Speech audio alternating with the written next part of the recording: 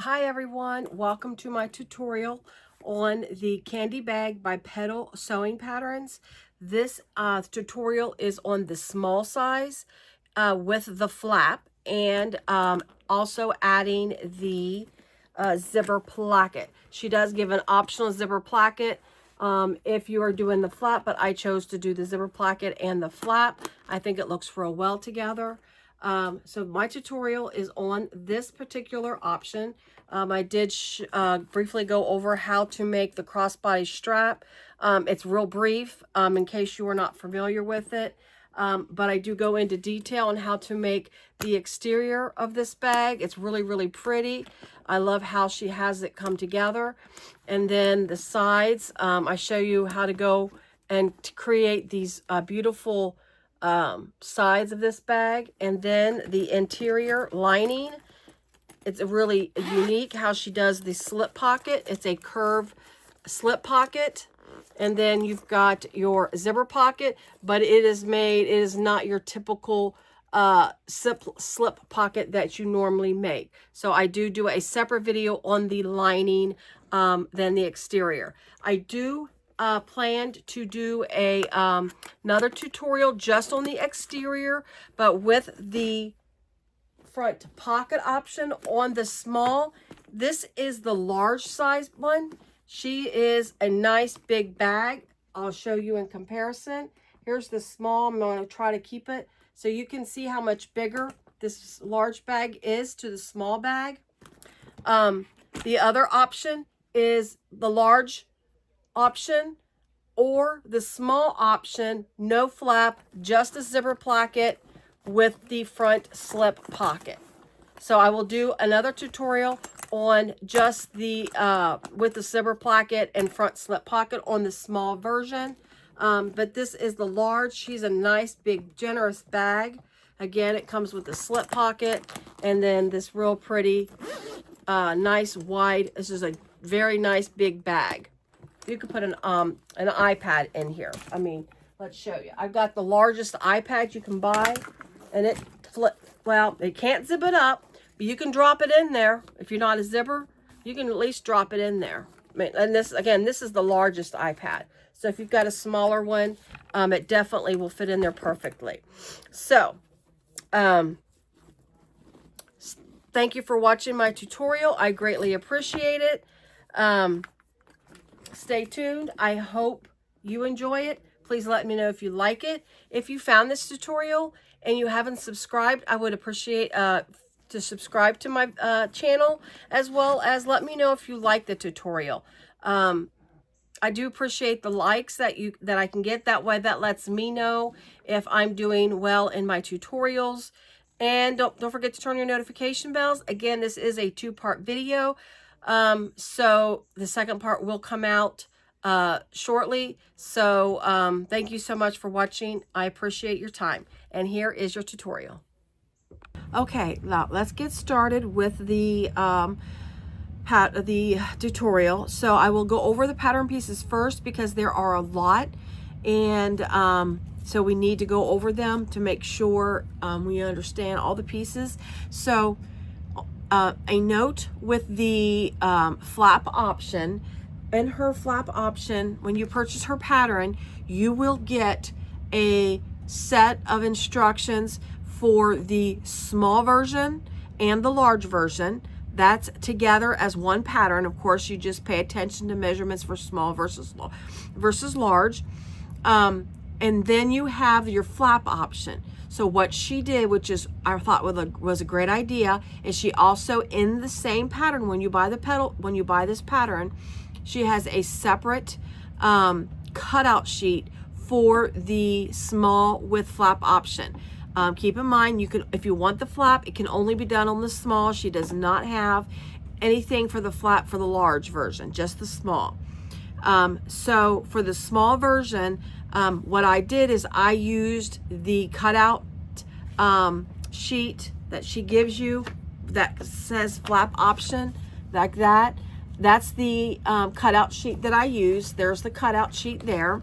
So that's what I used. And then she does give you the option to do a recessed zipper or the flap option or you can either just have it flap closed, or you can have the flap with the zipper. I chose to do the flap with the zipper. I like that option to have, you know, I like the flap, but I also like the zipper closure.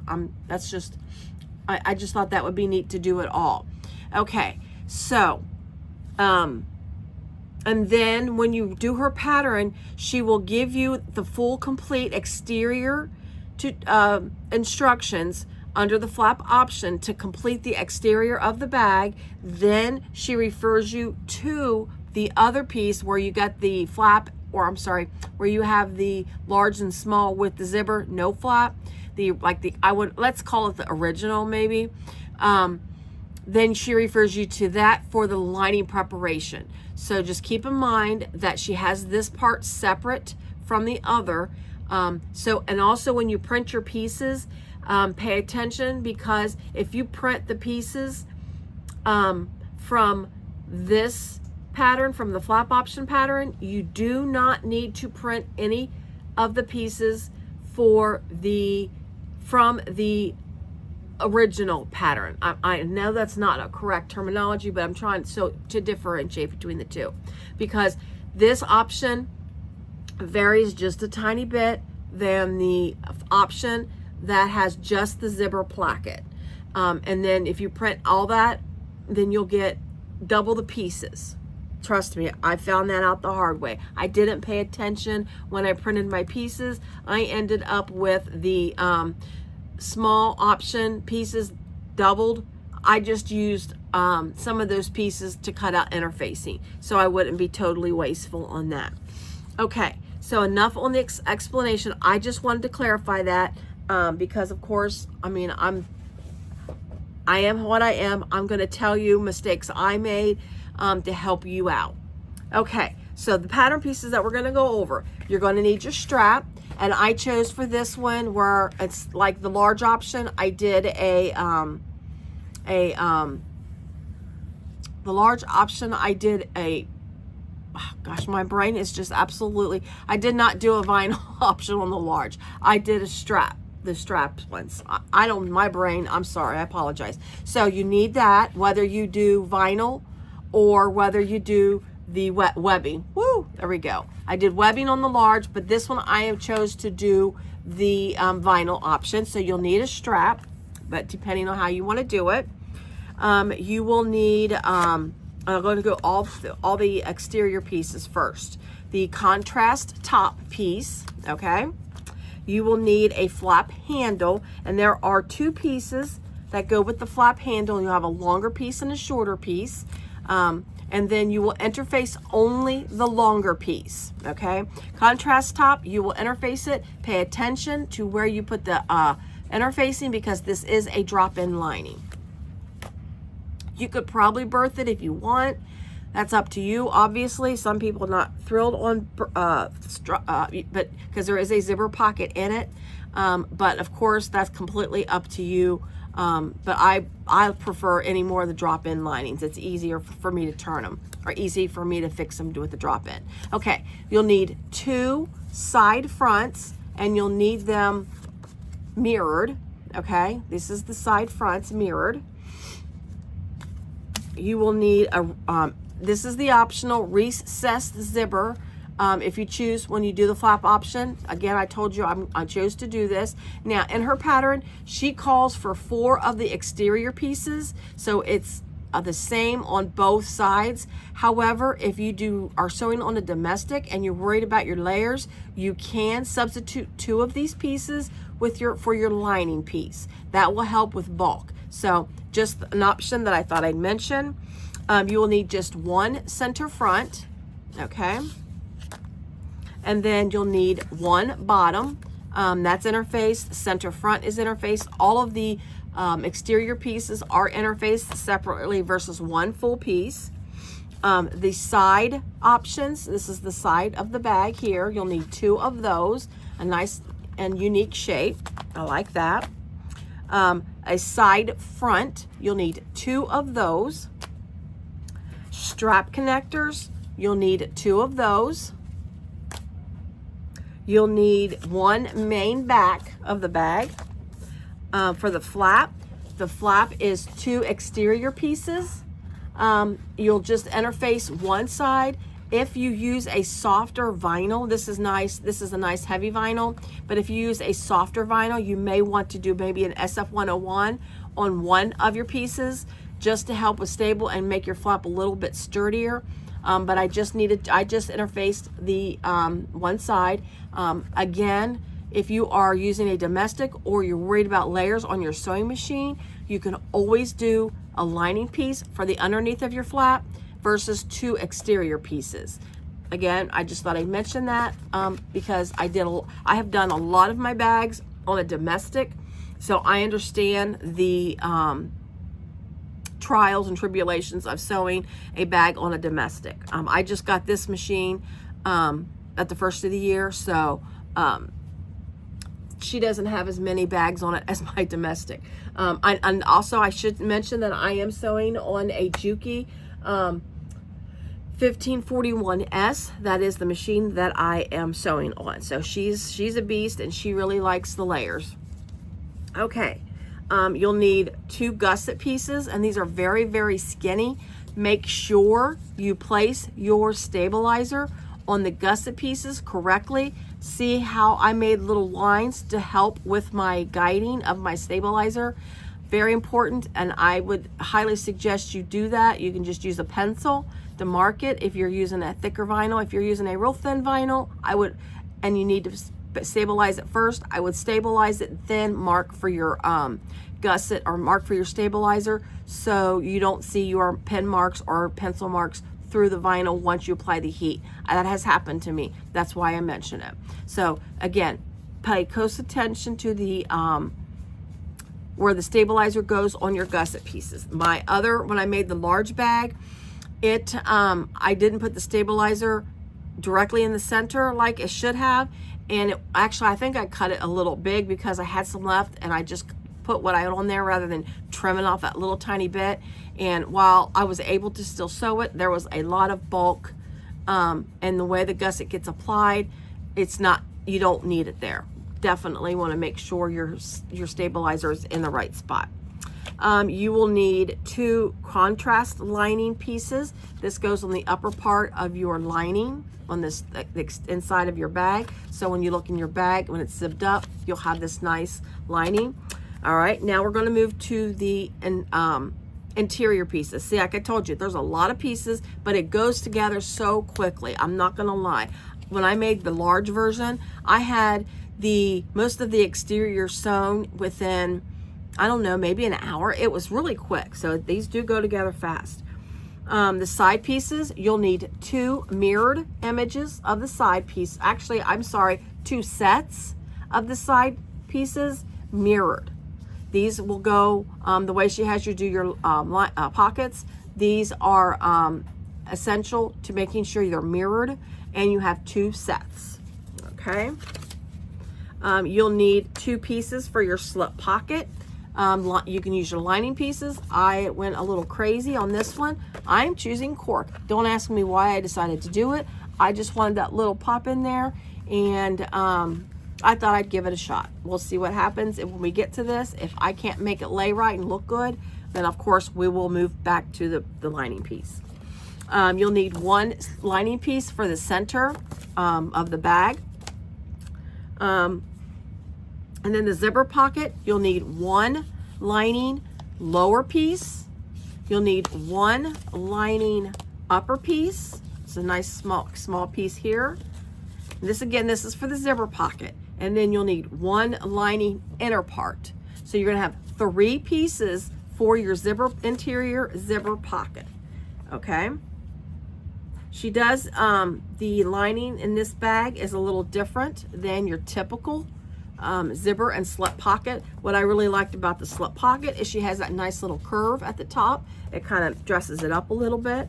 I'm going to put my lining pieces away.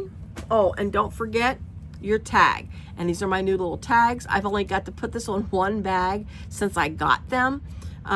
So I'll be excited. Number 1 bag is my large size. That's right there.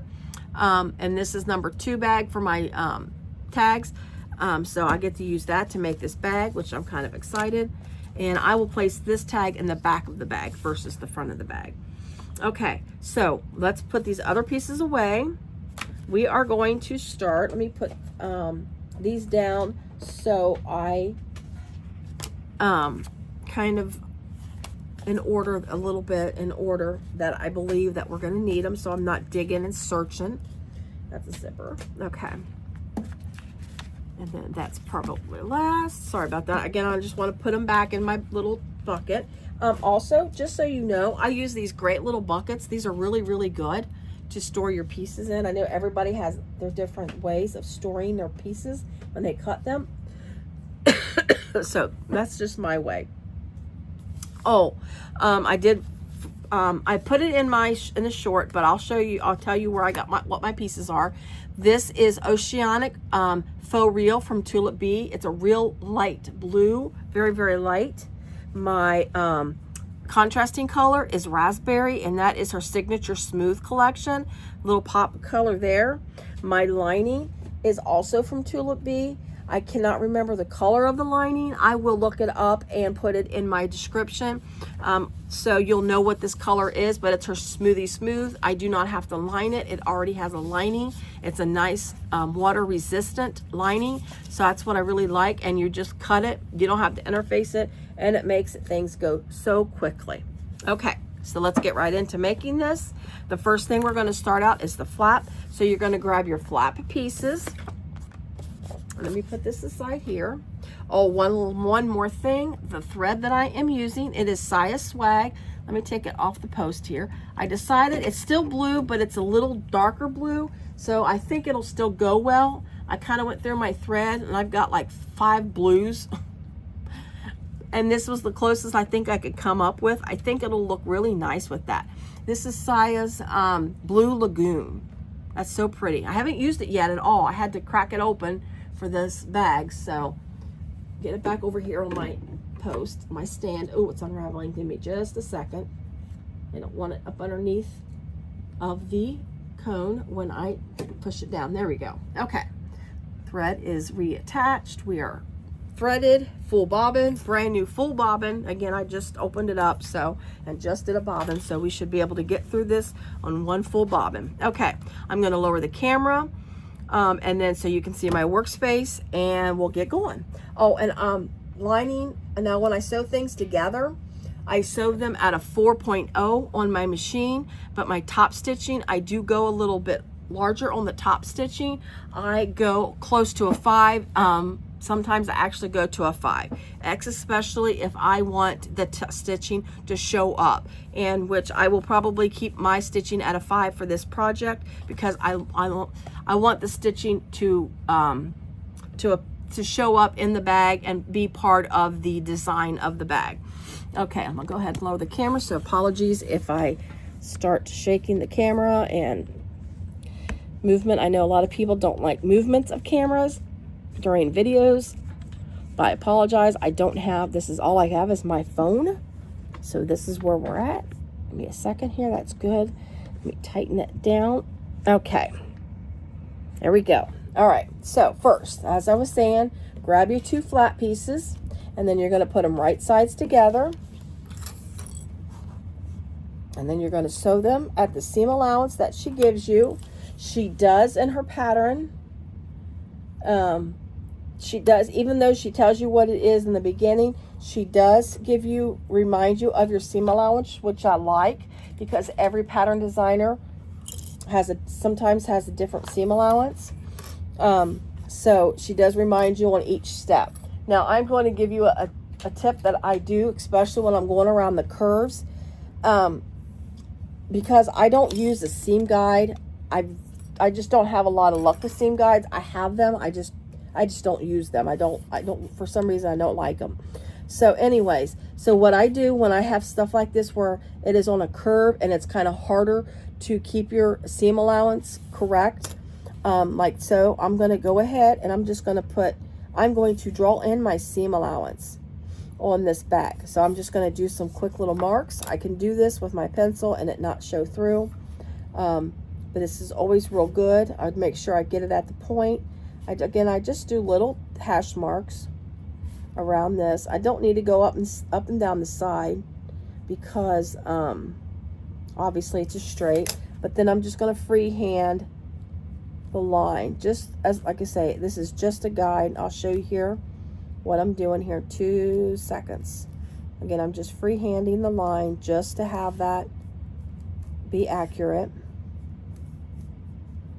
like that. Okay, so see what I did? That, again, that just helps me make sure when I go around that curve that I am more accurate, and I don't have to worry too much about watching it and being real, you know, you don't, it's the makes it a little easier to go around those curves. Okay. All right, so let's go ahead and stitch this. And make sure you back stitch at the beginning and the end. Whoa, you will turn this inside out. Let's see, let me watch my line. My line needs to be redrawn up at the top. It's faded some at the top. Give me 2 seconds here.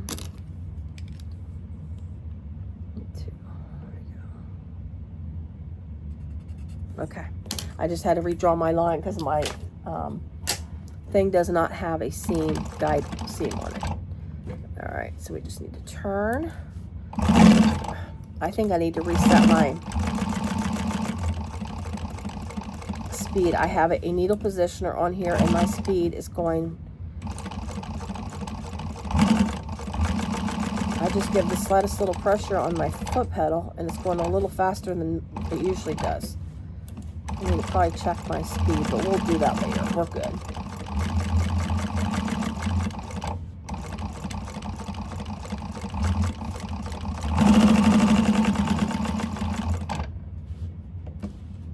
Just tilt it back up. That nice little angle on your thing. Back stitch. Okay.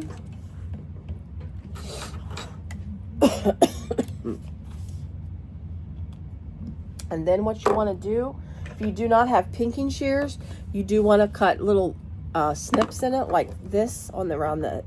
If you don't have pinking shears, this is what you're going to want to do so that flap lays nicely. You're going to want to cut little, kind of little triangles out of it. But since I do have the pinking shears, I'm going to go ahead and use it and cut your seam allowance down. I'm just going to use them, go to all the way around since I'm cutting it, and that'll. The reason why you want that little triangle cut out is it helps the seam lay nicely around these angles of the flap. So look at this.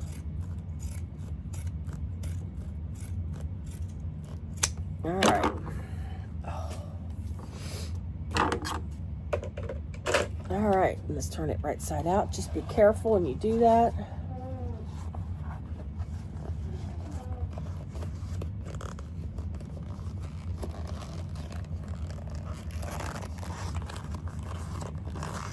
You just want to work out your flap. Let me get my little that's hiding from me here. You got whatever tool you have, you can use to get your flap, fix your flap. And I would also suggest you, if you've got a roller, mine's just a cheap little Clover ruler. It still works just as good, I think, as those nice metal ones. I'd like to get one of the nice metal ones, but I will someday. This still works good enough. All right, so just get this all turned out. Work with your hands first.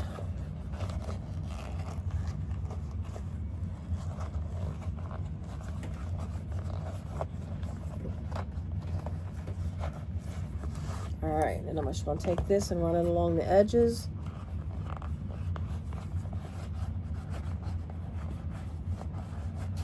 Oh, there's one thing that you needed with the bag, and I forgot to show, is a flap closure. The she's got a turn lock on there, which I will on this one. The other one I didn't. Now, one main reason is because I didn't have a turn lock that fit that. All I had was like a little tiny turn lock, and it wasn't the right color. So I'm going to use, I've got turn locks now in stock, so I'm going to use a turn lock on this. Just press it, make sure it's nice and flat. If you need to, you can put some clips on it to help it hold flat. You can do something like that. Just make sure the side that you top stitch, that you don't see the seam. You want to keep that seam nice and clean behind the exterior of the flap.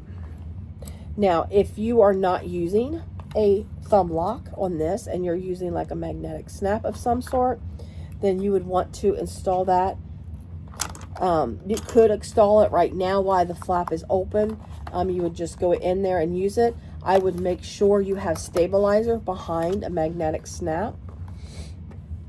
I've got my stabilizer, the stabilizer, the side, yes, the side that I have the stabilizer on is actually the front part. That's the part that I'm using in the front of the bag, is the side that has the stabilizer on it. All right, and then you're going to top stitch. Get my goodies out of the way here and top stitch.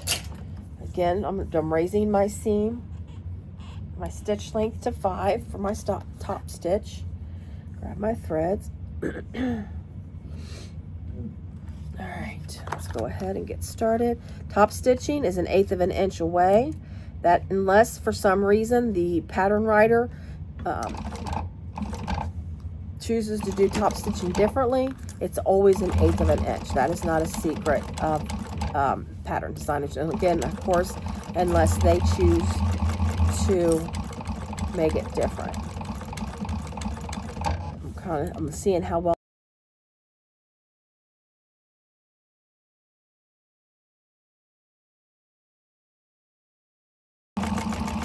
All right, I like it. It's a contrasting blue, but it's still, I think it looks good with this. So there's my flap. You can see my thread there. All right, so the flap is just about complete. So then what you're going to do when you get your flap completed, you're going to need the main back piece. Let's get that out and I will show you main back piece. And then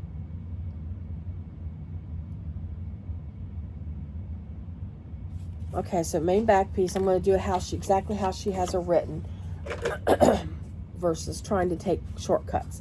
So I'm going to take my main back piece. I'm going to find the center of my flap. So make sure you get the center of your flap. I just cut little tiny notches. Find the center of your main back piece. And you're going to find the center of the long side of the back piece. The long edge, there's my center, and it's along the long edge. So I'm going to take my flap, and this is the side that I want to be facing up, is this side. So you're going to take your flap piece, main back piece, place it right side up on the top of the main back piece, center, make sure you center it, and then give it a clip.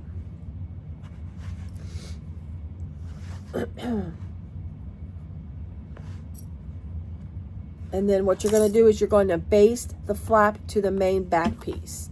You're not going to do just the basting stitch, which a basting stitch is 1/8 of an inch. So you're just going to baste this flap to the back of the bag.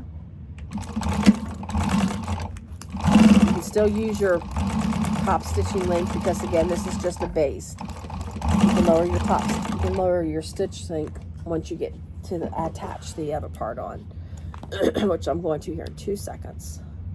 Okay, let me get my seam, my stitch length back down to 4. Okay, so that's what you got. This is your main back piece here, and then there's your flap. Again, it's right side, so if you're using a different flap, part of your back of your flap, or inside of your flap, I guess I should say, make sure that part, the inside of your flap, is right side to the back of your flap, if that makes sense. Okay. So then you're going to contrast top piece. So let's get out our contrast top piece, which is one of these. You have 2 of them. You need one of your contrast top pieces. Make sure This is the top of it. That's the bottom. Let me make a little, I'll write down here. Well, I put a little T, but I'll spell it out so you can see. So there's the top, because since this is going to be a drop-in lining, then you want it to be wider at the top and at the bottom. So you're going to take this piece and put it right side down. Make sure it's centered to your piece there. I'm going to go ahead and clip a center just in case for some reason it's off just a little bit. Match this up.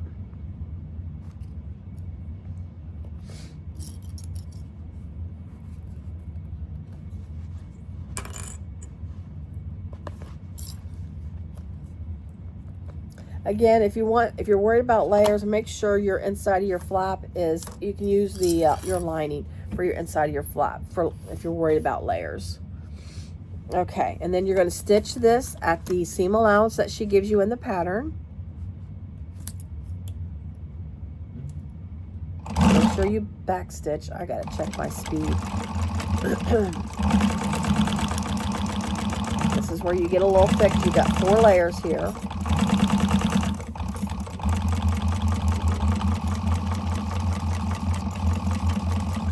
Okay.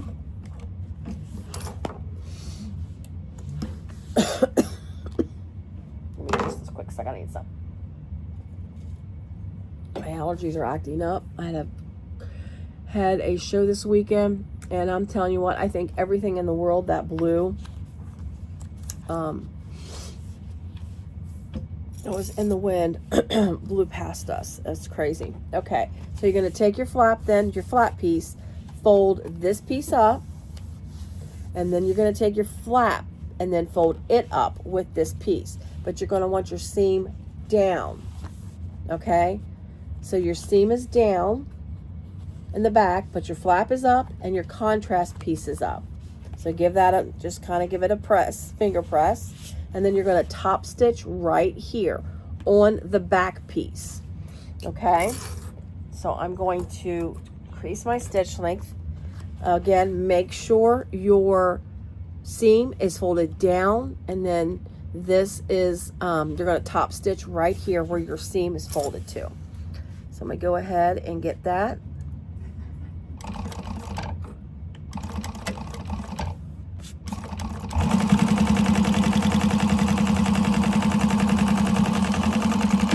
Okay.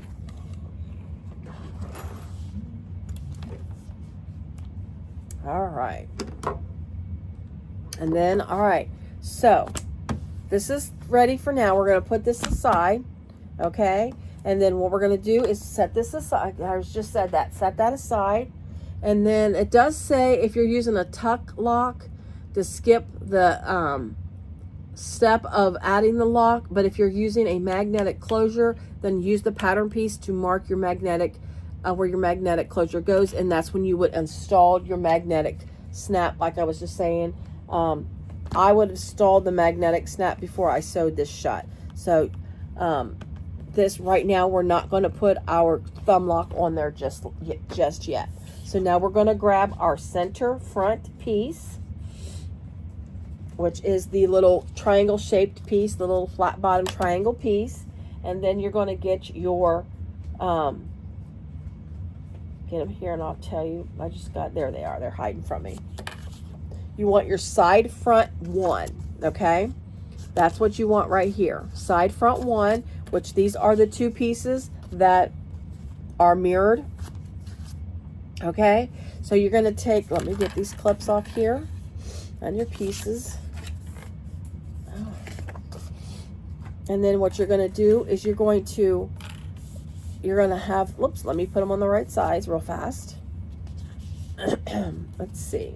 I got them on the, I keep putting them on the wrong. That's what you're going to do. So you're going to set them to where the angle is to the triangle side, to the centerpiece at the triangle, where when you put them together, it's straight. You've got a rectangle of sorts. It's not quite a square, but it's not quite a long rectangle, but that's what it's going to look like when you're done. So you're going to take one piece, fold it over this, and then you just want to see just the peak of the top to make sure it's even. You just want just a little bit of a peak of the corner, and I'll show you here. I'm going to clip this on, and then I'll show you what I'm talking about as far as placement.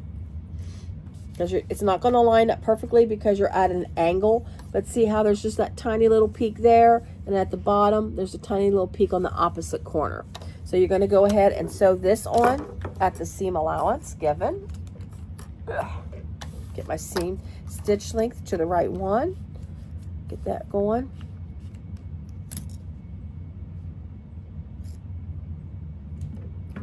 Always back stitch at the beginning and the end of your pieces. Let me get this. It's not lining up. There we go.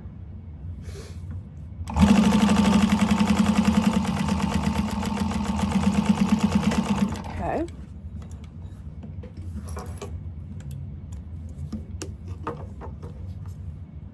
I'm going to check my needle position real fast just to make sure my because I really think my, yeah, it was not set right. For some reason, my, I unplugged it the other day to move it, and I think my, when I unplugged it, okay, it reset it. Okay, so then you're going to take your other piece, like that, and then sew it onto the other side. Oh, and see, there's, it is off, mine is just off just a hair, which I think I'm going to, yeah, I'm going to fix that real quick. Give me a quick second. Mine's off. See how it's off a little bit? I didn't line it up very well. I don't like that. I don't want to clip into it. If it was just a hair less than that, I would let it go, but I don't like that. I just got to be careful not to cut into vinyl. Since this is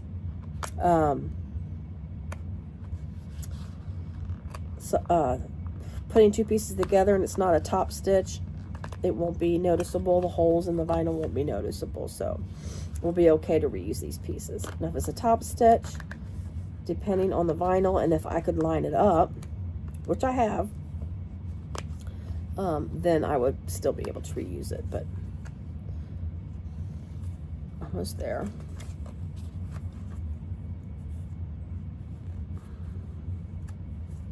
Just being careful not to rip my vinyl. There we go. I love that seam ripper. It's just a cheap little, what is it, Dritz? Clover. And that's like one of the best. I lost my other one. I had it for years, and I lost it. Let me get my threads off real fast.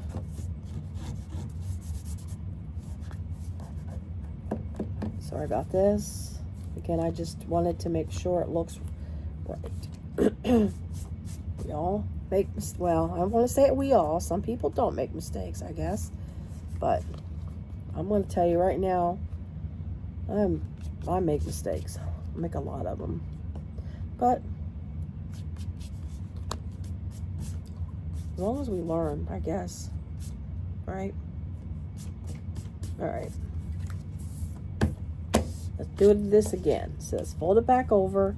Make sure, let's see, I had it too low at the bottom or too low at the top. So I'm going to go up just a smidgen, and I'm going to test it real fast. I'm just going to take my clip and open it up and see if you're not sure, like what happened with me just now, you can do a little test flat back. Make sure that you are even. I need to go up a little more to make sure that this looks right. So you can do this before, like me, before you sew it together and then find out it's off. That looks good right there. Okay, so we're going to sew this piece on here.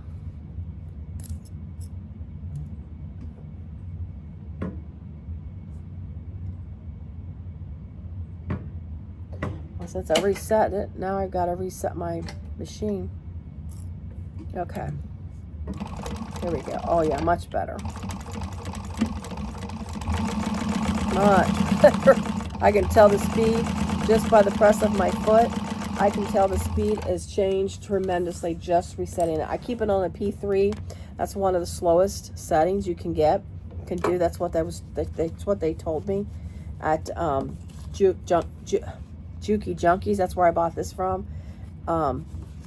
He told me to put it on a P3, and I'm gonna tell you what, it makes a difference. I mean, like I was just saying, I could tell the difference in pressing my foot and how fast it just took off. I'm just testing this piece before I sew it on because I don't want to have to rip this out again, rip the other side out. So I'm just testing, making sure that I am not making it off center or off crooked. That's too high up. Let's just hold it and push it. Now I need to clip it. It wants to shift. Sorry for the coughing. It's not a real cough. It's just an annoying allergy cough.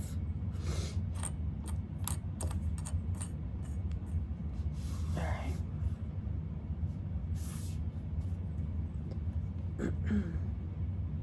All right, let's flip it back, see where we're at. That looks pretty good. No, it still looks, I mean, I don't know. I'm not doing so good, but you just got to keep working with it, I think. So I want to keep working with it. I'm going to try. I'll probably fast forward through all this anyways. Nobody wants to see me keep doing that. Looks good. That looks good right there. Pause it real quick. Be just a moment. I'm back. So sorry about that. I couldn't get it right. And so what I did is I just measured like 1/4 of an inch with that little tab. And that's where I placed it to make sure this came on, and then sewed it to where it's straight. So that is the top. You see how the top and then the bottom, it's not like way like it was before. It wasn't droopy. So you want to open both of your pieces up, and then you're going to take the seam allowances, and the seam allowance is going to go towards the exterior, towards the sides. Okay, so this is where these are going to go that way. And then you're going to top stitch on the side, not in the center, but you're going to top stitch here where you've got your seam allowances pointing towards. Okay, so remember what I told you about top stitching. Just kind of finger press it.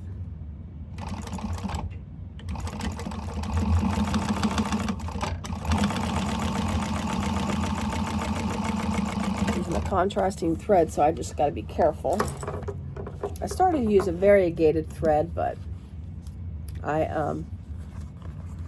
decided to use this. You can cut off that little tab at the top, so you've got it accurate when you put on your top piece on. So I'm gonna go ahead and top stitch this side.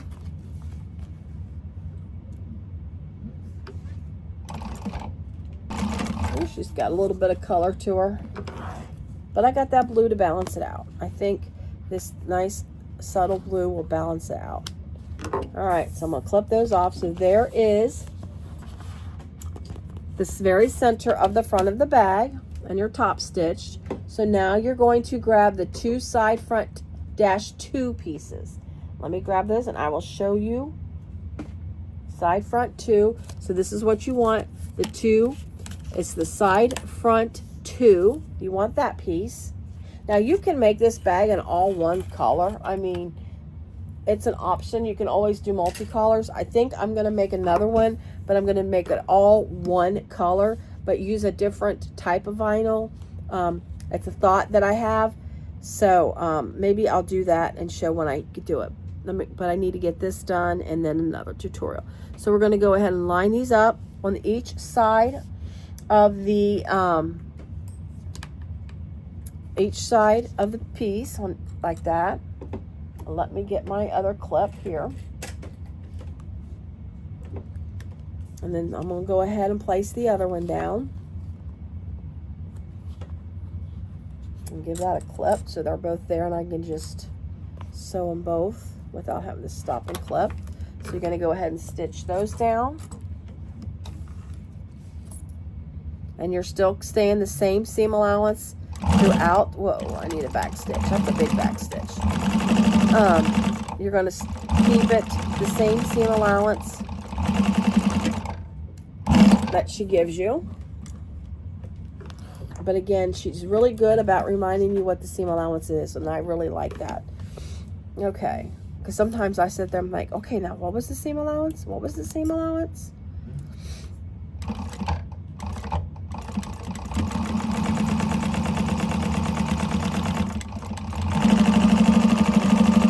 Okay, so these two side pieces are on, and then we're going to top stitch, open them up, seam allowances towards the exterior of the bag, fold it over, do a finger press, and you're going to top stitch on the side piece that you just sewed on. Okay, so you're going to go ahead and top stitch both of those pieces.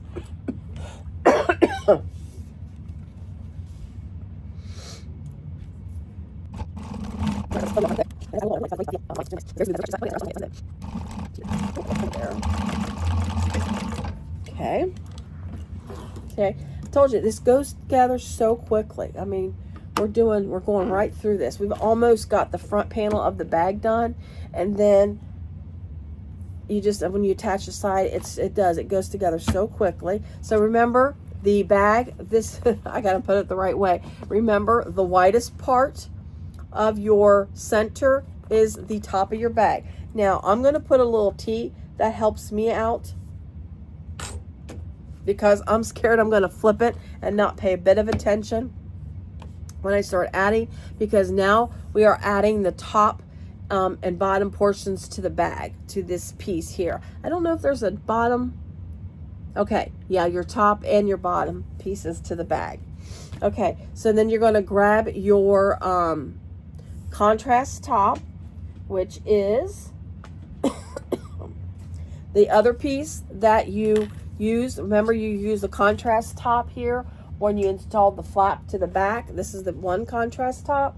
You're going to grab your other one. Again, remember, that's the top. I put a little T there. That's the top. That's the bottom. So go ahead and find your centers on both this piece and this piece, because your seam allowances might be off a little bit. So you want to make sure the piece is completely centered. If you're off just a smidgen, you can always clean it up. I mean, I honestly wouldn't clean up too much, because the little side pieces are very thin, very small, or narrow, I guess you should say. But you should line up if you did the seam allowances right. So we'll see how well I did here. And I am actually not too bad, not too bad. You do want to make sure, though, they are even. If they are just a smidgen off, you do want to clean that up, because that does make a difference when you attach the side panels to the bag. All right, so we're going to go ahead then and sew this on at the seam allowance. And again, make sure you are sewing this down with the right side. And I'll show you here in just a second. The widest part above the interfacing is the top of the bag. That's where you're going to fold down your seam when you do the drop-in lining. Okay, so that's sewn on. Then you're going to fold this up, and then you're going to put the seam allowance is going to be pointed up the top to the top of the bag. Fold this up like that. See how the seam allowance is pointing up? You're going to top stitch this part of the thing. Let me get my seam. My seam looks good. My stitch length, I should say, looks good.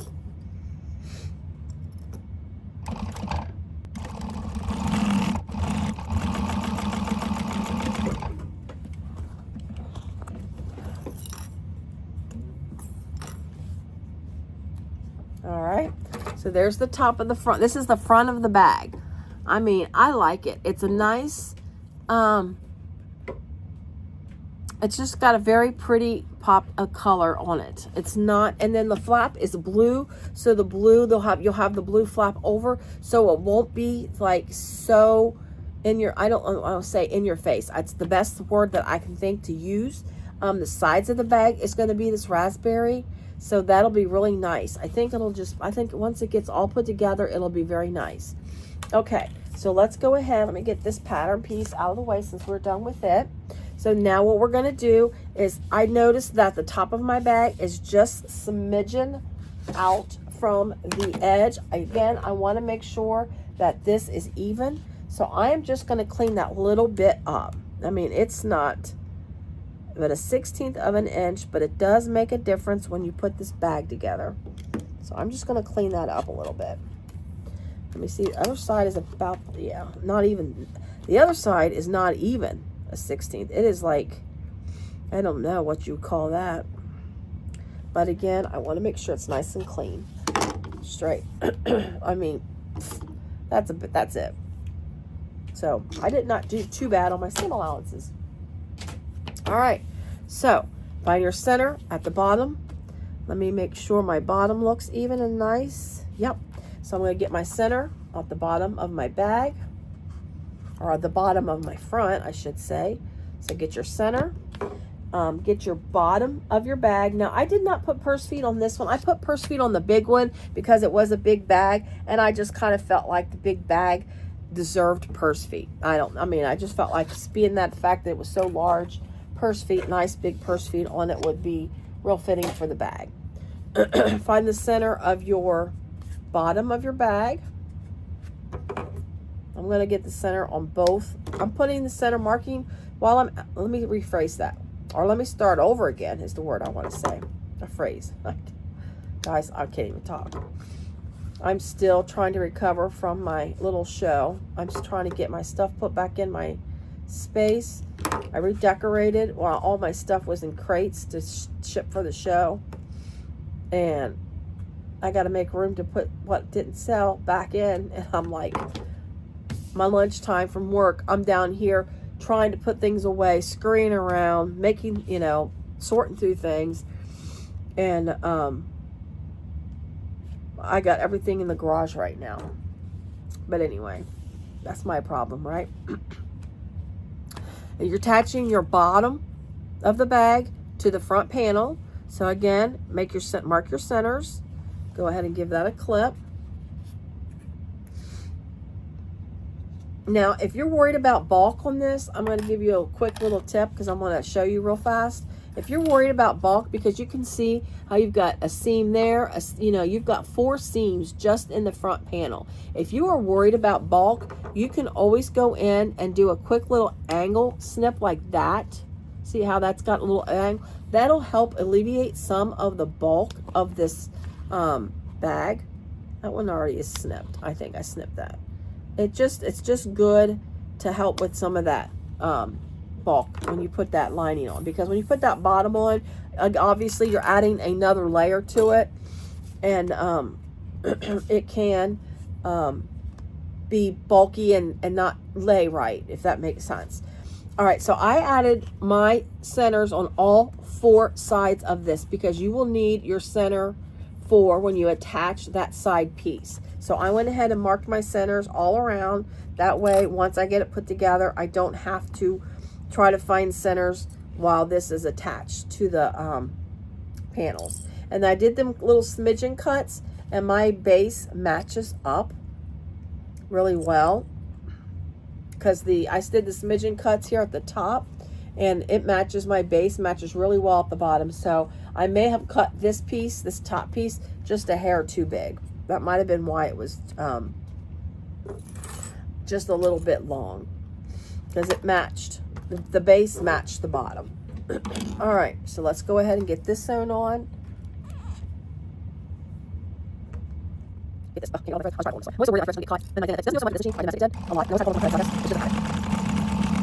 Okay, base is put on the front now.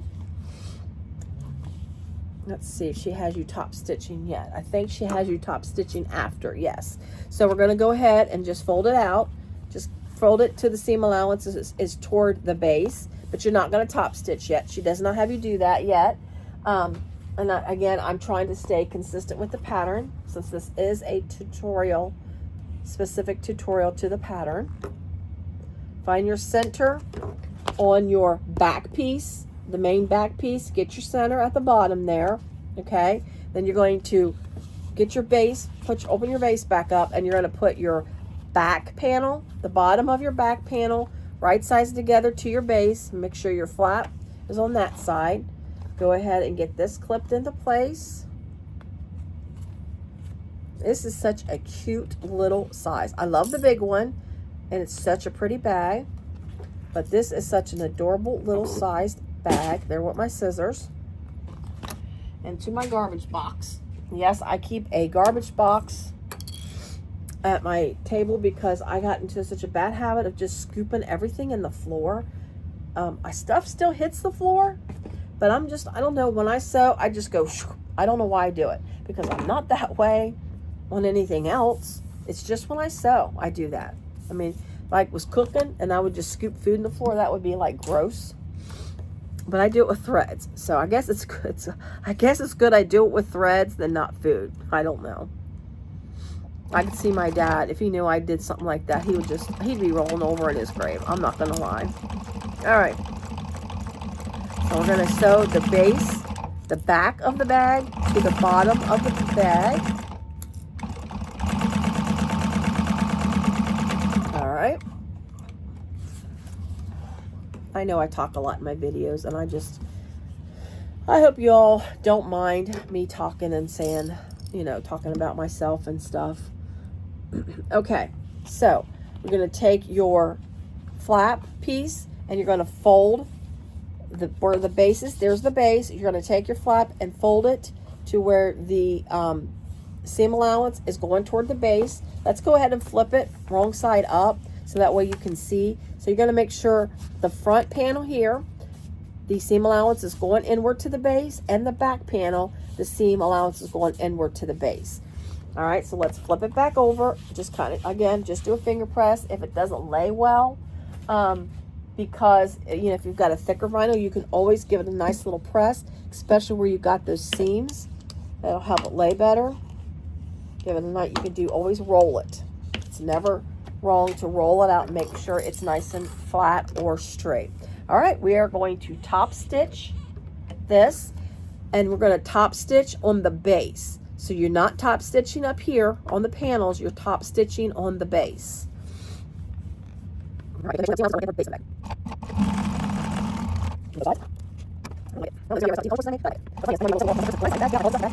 It is so different than my I don't want to say personality, because it's obviously my personality is picking this out. Well, not my personality is picking it out, but it's so different than anything that I normally would do for myself personally. I mean, I'm like a person, I wear baggy, extra large t-shirts. I mean, I love huge, ugly t-shirts.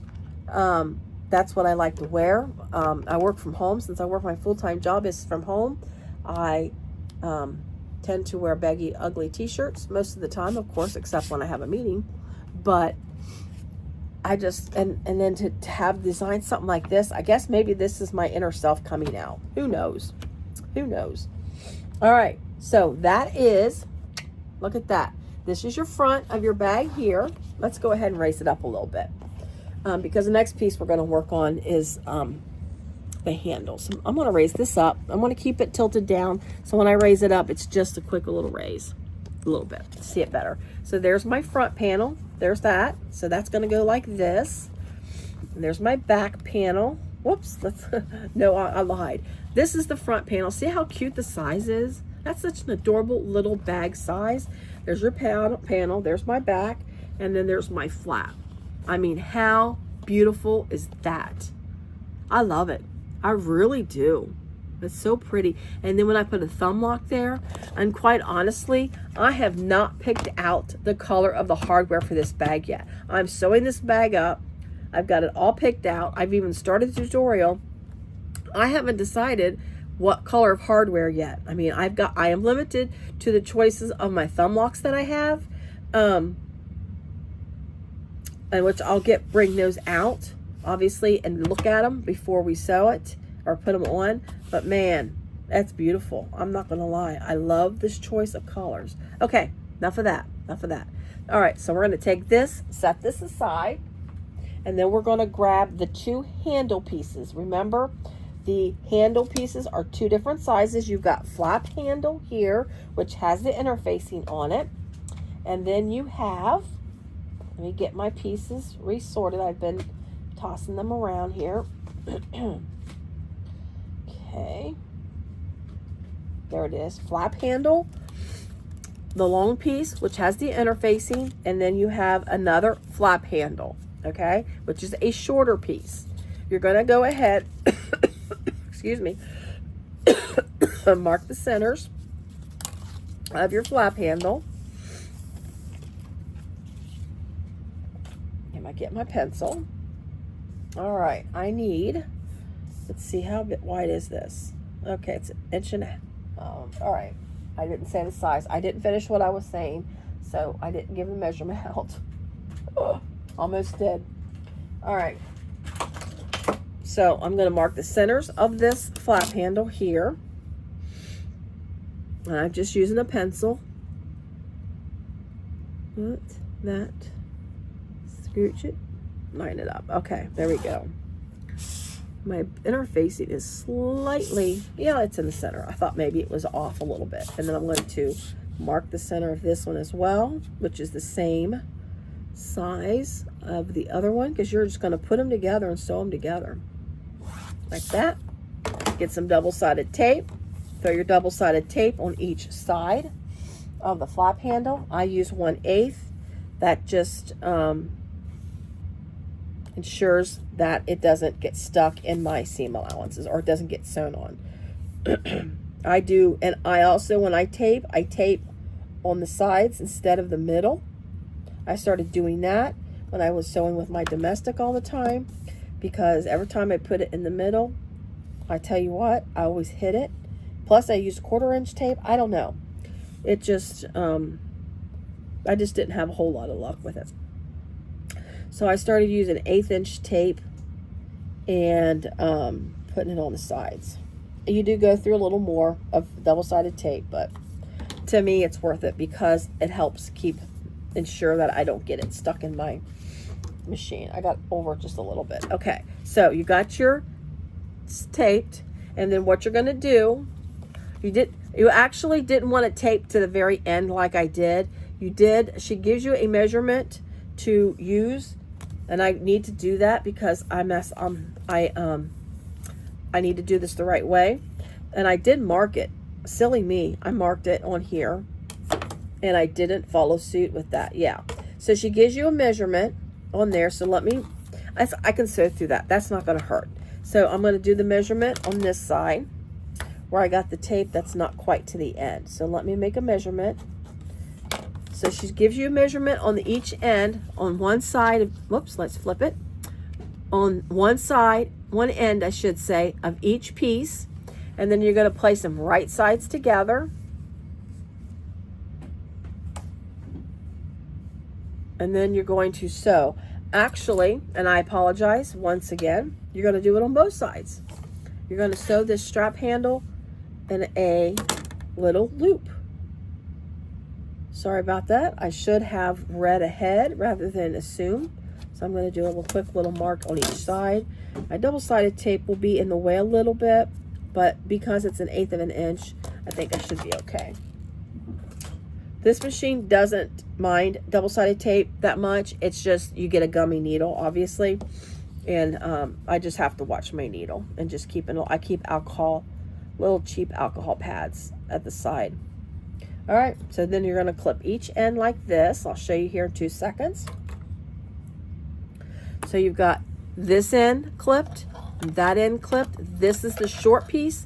This is the long piece. If you can see how I have it laid out, you will have that arch because you're sewing the short and the long pieces together like this. So you're going to go ahead and sew it at the seam allowance she gives you on the short ends. My piece just moved. Probably should have put 2 clips in. This is a smooth vinyl, so sometimes it does shift just a tiny bit. You just got to give it extra reinforcement. Let me get my seam, my stitch length back down. All right, so we're going to go ahead and sew this together.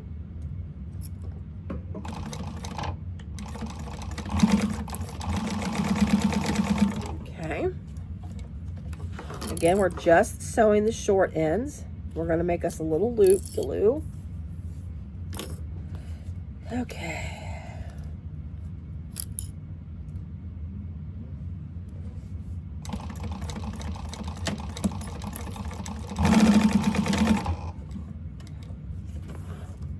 Yeah, I didn't hold on to my threads that time, and thank goodness this wasn't a top stitch, because my threads one of my threads just got curled up in my piece. Okay, so this ends are sewn. There you go. And you got the piece. And then what you're going to do, cut your seam allowance in half. And then you're going to go ahead and peel off your double-sided tape. So once you sew it like that, cut this seam allowance off and cut it in half, and then peel off your double-sided tape. I'm going to do the short one first. And then you're going to fold in the seam. And what you're going to do is you want to make sure you open this little bit up, this little seam the end seam, open it up. Since I did a double-sided tape a little bit to the ends, I think that'll help actually help me out a little bit. Let me get my tweezers to get that piece off. Let's open these seams up. And you're going to fold to the center, the long edge. I cannot get this off. Oh my gosh, there we go. I just wanted just that little tap. Okay, so I'm going to fold these down, and I'm just not going to take the other side off just yet. I'm just taking that off right now to fold this down like that. So open up them seams. Again, I'm just using the little bit of a tape that I got when I put the tape to the end when I shouldn't have. I think that will help hold it better too. There we go. And I'm just peeling just a little bit off that edge. There we go. And it will go all the way. I'm just opening that seam up. Because when I fold these pieces down toward the center, I want that seam to be open to help with bulk. You don't want that to be folded because you'll have a lot of layers then. All right, just kind of squish it good. So I'm going to go ahead and fold these to the center. You want to make sure you are going to the center. Try not to go over that line because these pieces will be put together. When you turn it right side out, these pieces will go together as one whole piece, if that makes sense. Of course, I will show you when I get to it. So I'm going to peel this down, hold that down. I'm going to throw a couple clips just so it doesn't lift, because since that piece is still not folded, I'm afraid it'll tug at it. So let me go ahead and work on this side. It's got to be careful. You want to make sure they seams touch. Get it clips here.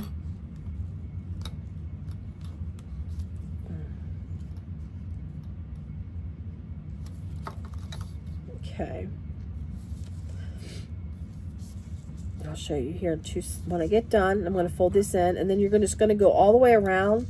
And like I say, the reason why I didn't do it, because of course I had to have that down, so you just want to be careful. You can peel as you go as well. That might help. It's this part here where the seam's at it's a little tricky because you got that little that extra bulk, and it wants to flap over. It wants to fold in on itself. So I'm going to clip that and hold those pieces like that. Okay, so I'm just going to go ahead and go around the piece. Got my interfacing just a tad outside of I thought I did when I put the line. So just be careful when you place your interfacing. There we go. I think I'm good.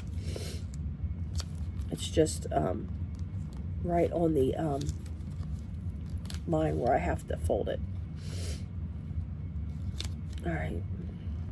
So I'm going to go ahead and finish doing this, and then I will be back showing you what it looks like once it's done.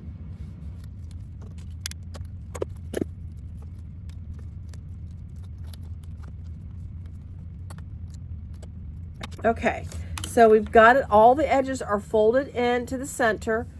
Since this is not going to be folded again, you want to make sure your long edges touch when you go around the center. I did a little heavy clipping, that's where the seam is. So I did a little extra clipping to make sure. So then once you get that done, you're going to take it and turn it right side out.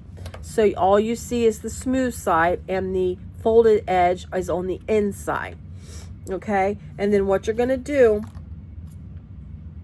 is you're going to place a double-sided tape piece right here in the center of the short piece, and I'm going to use a 1/4 inch since I'm going to be sewing on the edges, and I know it will not interfere with my stitching. So I'm going to put a piece of 1/4 inch tape. All right, and you put it between the seams of the short ends, just like I mentioned. I was just double checking the pattern. So get that pushed down like that. Make sure it's straight. It's wanting to go off to the side. There's my end of my seams there. Cut that. Okay. Give it a nice press. And then let me get my clips off. Okay, and then it says peel off the double-sided tape and press the handle pieces together. So basically what you're going to do is you're going to kind of do it like this, and make sure your seams are even amount where your seams are on each end. Make sure those are even, so that way you know you don't have one side longer than the other. So I am going to grab my ruler and make sure, I'm gonna flip that to see if that's accurate before I so it attach it down. I need to go over just a little bit. Again, I'm just making sure my seams from when I stitch these two pieces together are equal under the piece here.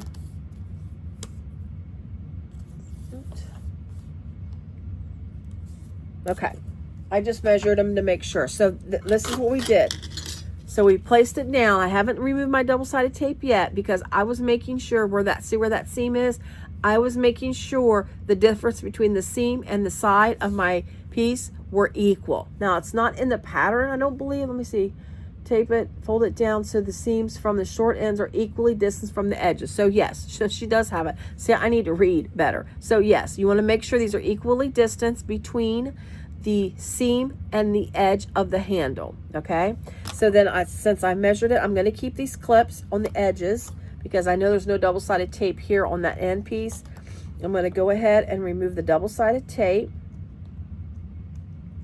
just carefully so I don't move my clips, and then I'm just going to press, but I'm going to press from the inside out and making sure that your piece is even so you don't have it crooked. See how it's nice and even? You don't see the other side of it when you hold it, both sides look nice and finished. Okay, so then what you're going to do is you're going to stitch this. See, you're going to stitch this, top stitch this. I'm sorry. You're going to get a top stitch around the whole complete handle. Now, what she has you do is you can pull the threads through the back. You do and then tie them off in the back. And that's the side you're not going to see it. So when you pull the threads through and tie them off back here, you can either leave them locked here or tuck them down into the side of the inside of the strap. Let's see, how does she tell you? Top stitch handle photo, pull the threads to the side where the seam is visible. Okay, and then tie them off. Okay, so let me get my seam, my inch, and I'm just going to start here on the end. I got me some long threads here. Make sure when you do that, you have long threads. I am starting on the end. This is some layers. This is 4 layers of vinyl together. So make sure when you pick your choices of your vinyl that your machine can handle these layers. All right, I need to fix this a little bit, I see that it has shifted a little bit, so I want to fix this real quick. All right, again, we're just top stitching the whole entire handle. I can take these clips off now since I got my, all right, there we go. That looks better. So we're just gonna go top stitch, so we'll be right back.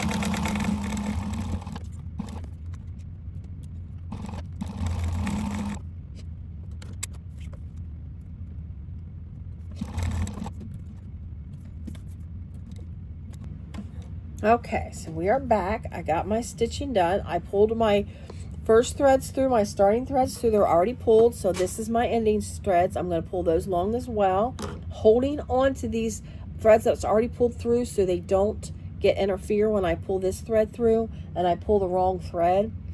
Because if you do the wrong thread, then it will give you looks like it's a missed stitch. You definitely don't want to do that. So you're going to the back. Again, you're pulling it to the back because this will not be visible. This will be riveted onto the flap, the top of the flap. So give me a second here. I just got to get these tied together.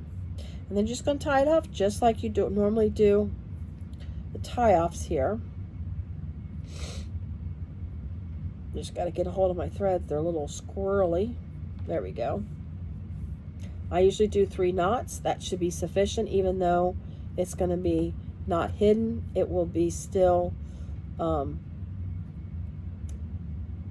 hidden inside the seam. It'll still be hidden under the rivet.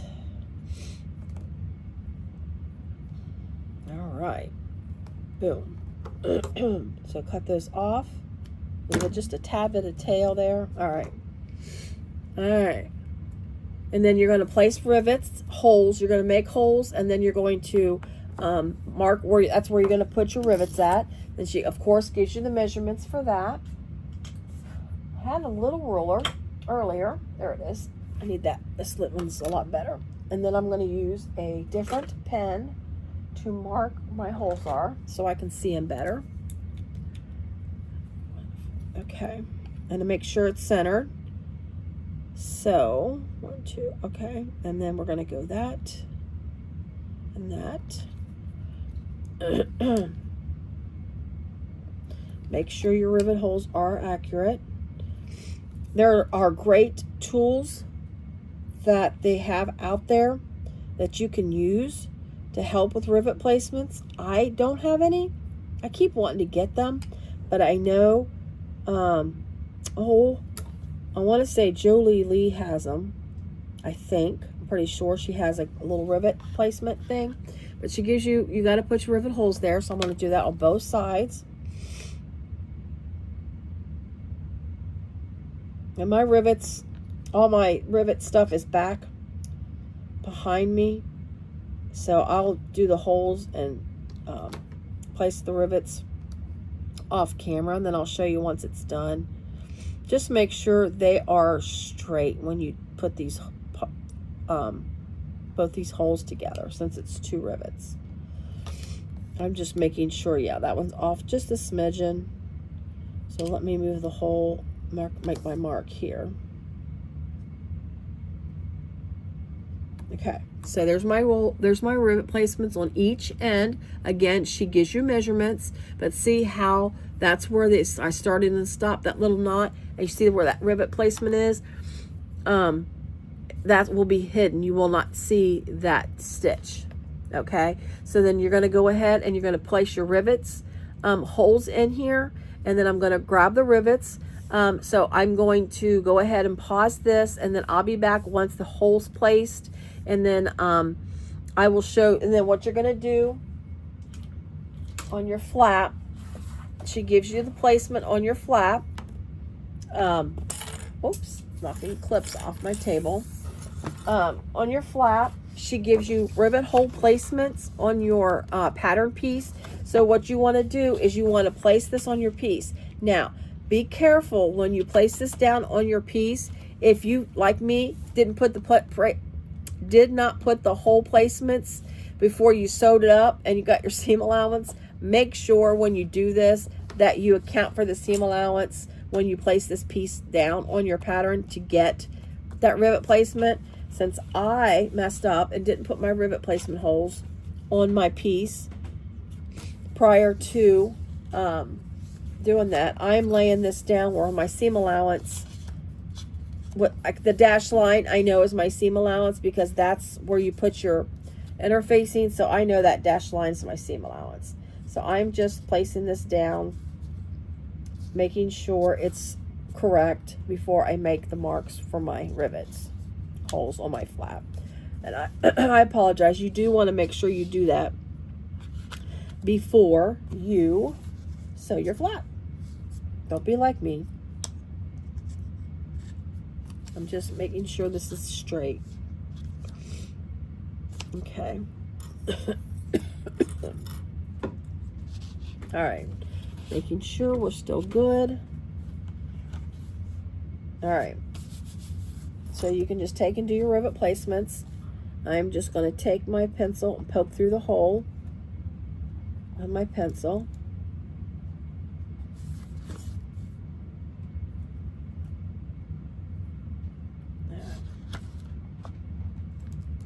There we go. I'm just making little marks where the holes are. I'm just making sure that the marks, they didn't carry through. So I'm going to take my pen, so my little marking pen here. I didn't punch through very well. You can, if you want, you can use a hole punch to punch out the holes. That would probably be the best.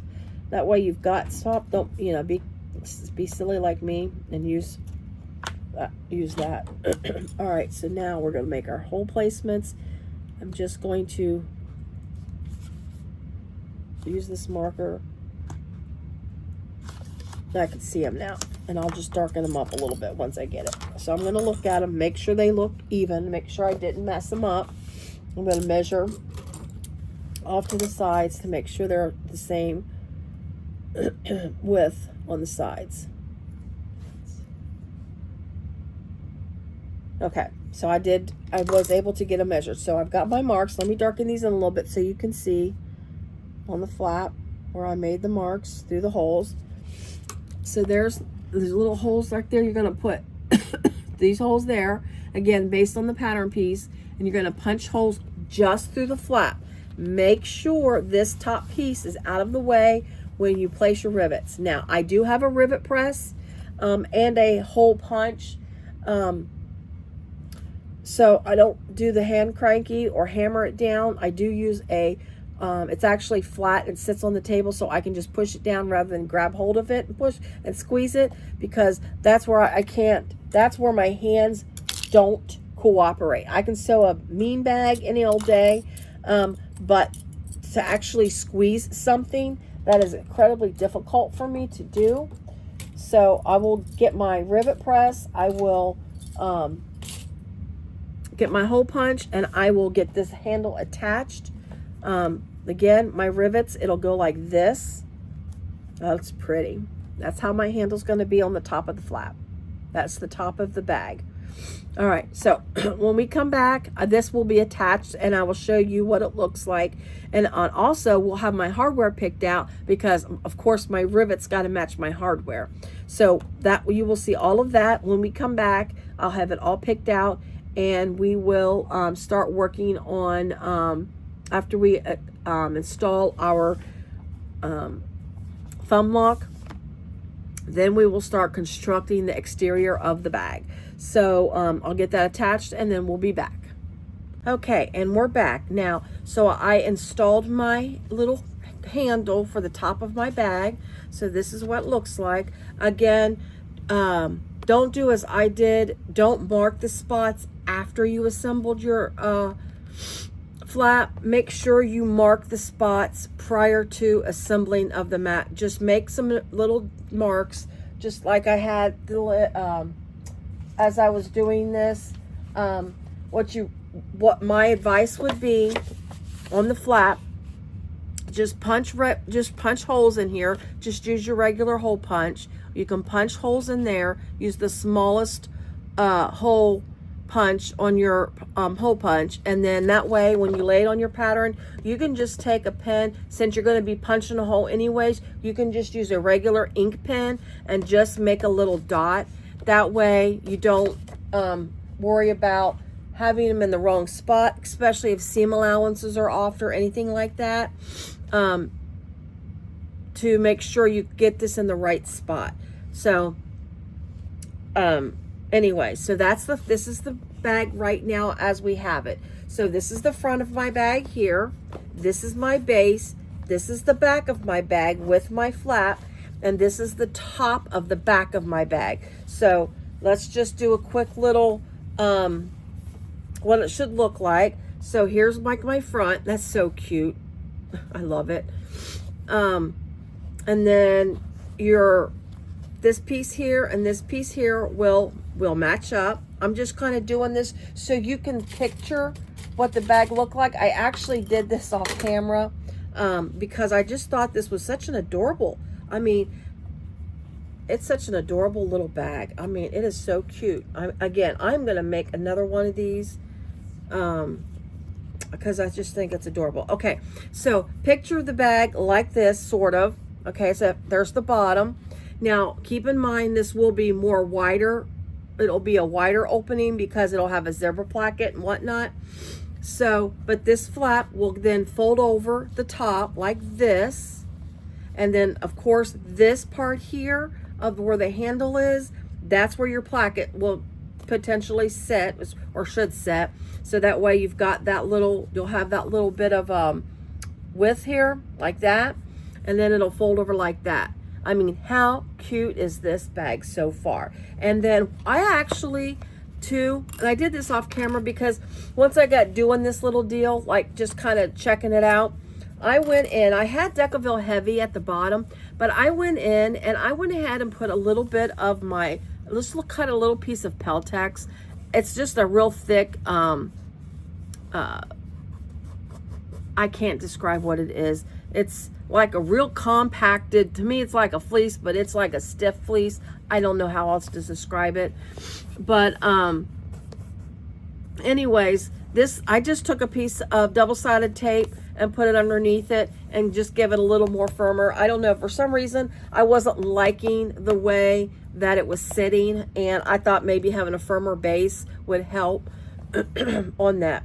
So anyways, so then you're going to take this piece, and then now remember, as I stated, she has the instructions to do the flap option, and then she has you go to the full pattern instructions, or the small and large options that have the zipper plackets.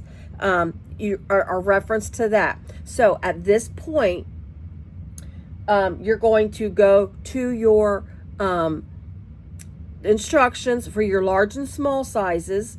You're going to refer to those, and you're going to go to page 17 of that pattern. So remember, when you get to, after you install your handle, you will go back to, you will actually not go back, but you will go to page 17 of the full pattern instructions. Okay? So what you're going to do then is when you get to that point, you're going to flip your piece over. Now, of course, it's a little harder because you got that handle there, but you just kind of have to work with it. I'm going to kind of set mine off the table. I'm going to lower my camera back down, but once I start doing this next step, I'm going to shift it off a little bit so it lays a little flatter where the handle is. So let me go ahead and turn this back down. I had it turned up a little bit to show you. Don't pay attention to my old lady neck here. Sorry, guys. I just can't help myself when I see my neck in that. Okay, that should do. Let me lower it just a tad more. There we go. That'll work. That'll work. Okay. So your piece is wrong side up. I'm going to, you're going to grab your double-sided tape. Now with this step, I highly recommend using a 1/4 inch double-sided tape because it will stick better, and you will need your piece to fold and hold. You really want your piece to hold your thing. Hold down on the pieces. What I'm going to do though, once I start folding, what I will most likely do, number one, is I'm going to get my little roller and roll it out as I use my double-sided tape, and you'll see why I'm mentioning this in just a moment. So if you've got a roller, not a ruler, but a roller, you'll want to grab that. And then just in case that doesn't work, have a couple clips handy. That way, if that doesn't help, then you can use your clips. Okay, so this is the part where we're going to get to here. What you're going to do is, the first thing you're going to do is you're going to draw some lines from the side edges. She gives you the measurements on the lines that you need to draw from the long side edges in. She'll give you that measurement. So I'm going to grab my ruler and I think I have, yeah, I moved my long ruler last night, so I'll have my short ruler. I am just going to use the ink pen because you won't see these edges. And this is where I was talking about when we were putting this together, to make sure your sides are as even and straight as possible, because this is where that comes into play when you start adding the side pieces and the gusset. Okay, so she gives you the measurement, so you're going to go in and you're going to draw that line. Let me move this so it's my handle's not sticking, puffing up my piece. So let me do this because my one side is just a smidgen, goes in just a smidgen for some reason. There we go. Let me get that. So I'm going to make my marks. I'm just drawing with my ink pen. Just double check on the instructions. Okay, let me just scoot it down though. So you just, again, or you're just going down alongside, drawing your line. I probably, oops, sorry, didn't mean to bump. There we go. I think I needed to trim my Peltex. Oh, I know I need to. That Peltex I added, I should have went in a little more narrow than I did. Yeah, I need to cut a little bit of piece off of that Peltex, but that's fine. We can do that here in just a minute. And I'll tell you why here in just a second, why I am talking to myself. Which, okay, if you ask my family, that's normal, so. But hey. Okay. Again, we're just marking the sides at the measurement she gives you in the pattern.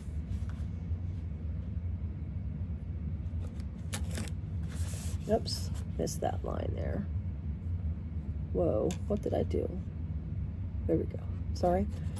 I got my, there we go. All right, so see how I got my lines here along both sides. I've got that pen mark down along all the long sides here. Okay, and if you see I've got it crossed over a little bit, I'm going to, since I put this kind of in after the fact and it's really thick, I'm going to trim a little bit of that off real quick, because what you're going to do is you're going to fold your long edges in to make a folded edge, a finished looking edge on your side of your bag. It's really neat how she did this. I really thought it's really interesting way the sides are done. So I'm just going to clip just a little bit off because I don't want this to interfere when I do my fold. And this, like I say, like I just said, this is something I added after the fact, and I forgot to take into account that little folded edge. Okay, so then you're going to take your double-sided tape and you're going to put tape along the edge of your piece, all along from the top of one end, and then go all the way down to the other end. Like that. Here, let me smooth it out a little bit, stick it down. So you got double-sided tape all along the edge of the side. You're going to do that on both sides. Whoops, I keep putting my piece in front of my phone. Well, this little guy's kind of, and I don't want to push on it and mess it up, so I'm going to kind of leave that there. Put this down.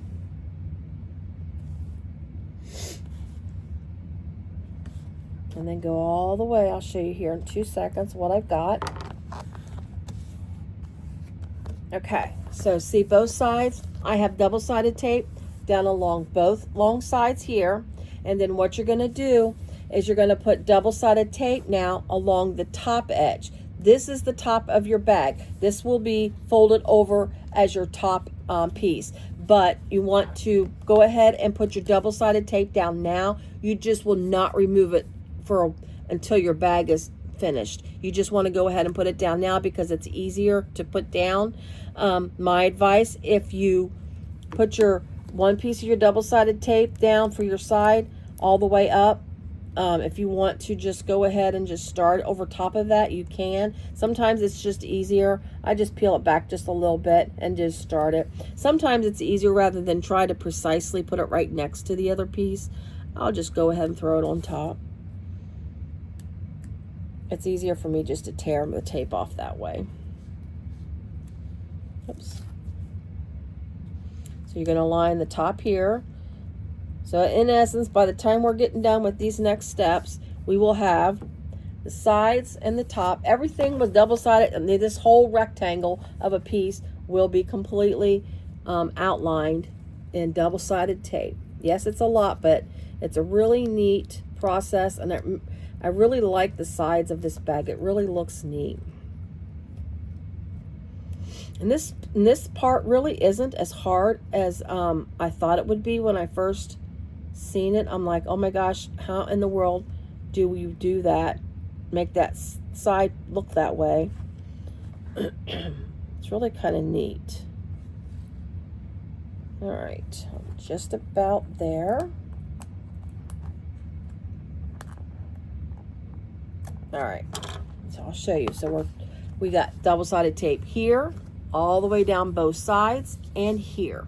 Okay, now what you're going to do is you're going to go to your next step is going to be you're going to fold over your sides of your piece, and then you are going to actually fold all the way from the top. So I would peel back this just a little bit. Let me get my tweezers. It might be a little easier to peel back with my tweezers. If I can just get a hold of the tape to peel back, it'll be easier.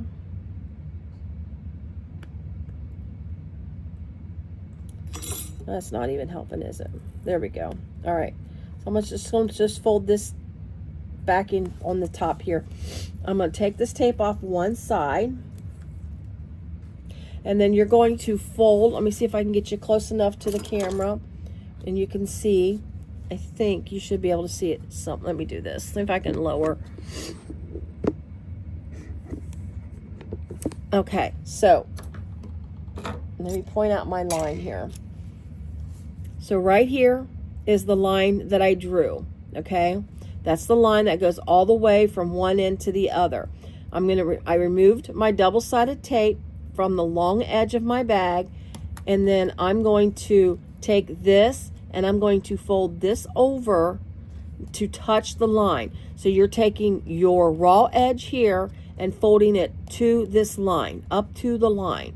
Okay, now if you notice, when I fold this, there's some bulk there.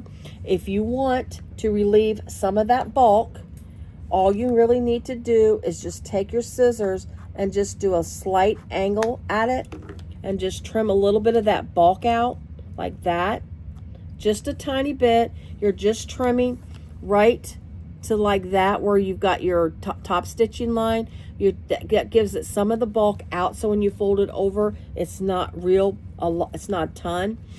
And then I'm going to put a little bit more double-sided tape there just to reinforce that some. Okay, so then we're going to take this and I'm folding this over to the line, and I'm going to go all the way down the complete side from one end to the other, fold it down.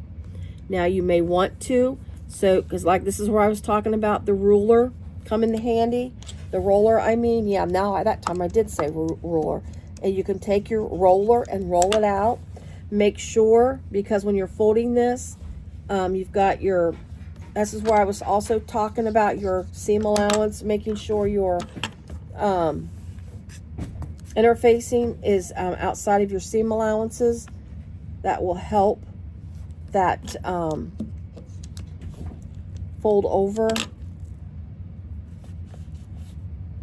There we go. And I'm just going down along the line, and I'm just folding it and then just pressing it with my roller. Gosh, I keep wanting to say ruler. And I'm just going to cut a little of that bulk out here on this end too. Wasn't so bad down here at the bottom, but it's at the top it's wanting to bunch over and fold upon itself, and I don't want it to be that way. There we go. Okay, I'll show you here in just a second what I've done so you can see what it looks like after I'm finished.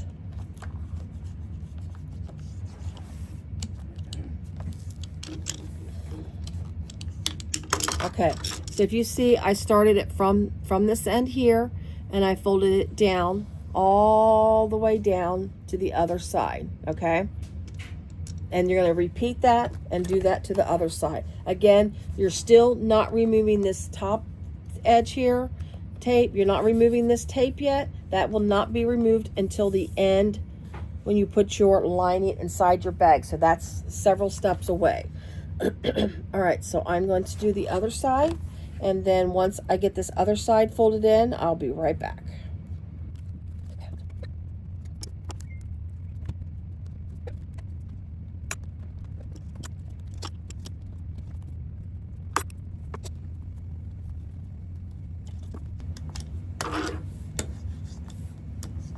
Okay, so I have both of my sides folded. Now, if you're worried also about the bulk, I don't have mine here handy, but you can do like little, get you some smooth edge pliers or a pair of pliers if they've got teeth on them. Just put something in between the teeth of the pliers to squish this down, and that'll help push some of that weight out on these when you when you get ready to sew. But I'm going to just kind of use this here just to kind of, I have pliers, and I'm not sure what I did with them. They were actually jewelry pliers. You can hammer it out too. Some people just kind of take your hammer and just hammer them out, and that just kind of helps distribute some of that weight. When you go to sew over it, it's tends to like alleviate some of that bulk a little bit. There we go. Just hammer it or press it out. All right, that's good. That's good. All right, so there we go. Both sides are folded. Okay, so then what you're going to do, set this aside because this is it. We're getting ready to work on our sides now. So go ahead and set that aside. You're going to grab your strap connectors, and now this is where you want to pay a little bit of close attention to your pattern, because again, this is the large and small pattern written. It's all in one. So she has in like a I don't know, like a burgundy red color. It says small size, so you want to watch where your placement is for your markings on these strap connectors, because there are two sizes, and you just have to make sure you're paying attention to the small size. Okay, now what I did for the strap connectors, while this bag is not going to carry a ton of weight, I still like just a tiny bit of stabilizer, so I just put the skinniest little strip of stabilizer. This is like, I think, what, 1/4 or 3/8 of an inch, a stabilizer in the very center, and that's pretty much, like everybody's familiar with strap connectors, that's pretty much where the bulk, the D-ring is going to rest on, and it just gives a little bit extra support. That's just what I do, in case you're wondering. This is not in the pattern, this is just something I added, and I just put it at the top. I think I made this, let me see, in case anybody wondering, this is 3 inches long, and then again, I think it's a 3/8 or a 1/4 of an inch wide. It's a 1/4 of an inch wide. So that's what I did. 3 inches by 1/4 of an inch, dead center. And that, again, just a tiny little extra support for the straps. Okay, so I'm going to grab my 1/8 of an inch tape. I'm going to put double-sided tape on each side, long edge of my strap connectors. Flip it. It's easier for me to see. This is, and this is, I mean, it's done, but this has been done a lot, so I might, we'll just go ahead and do this real fast. Just your standard strap connectors. You're going to put your double-sided tape on both sides or center, however you do your measurement, your tape, both sides, and then I'm going to fold to the center. Since these are only folded the one time, we fold directly to on the line, right up to the line. So you're going to fold directly up to the line on both of these. Whoops, peeling off the tape too. On both of these pieces of strap connectors. And, you know, I grabbed my hardware. Oh, in case you didn't know, I forgot to tell you my hardware. You probably done figured it out without even realizing. Before I attached the handle, I wasn't even sure what color hardware I was going to use. And then I knew I had gotten some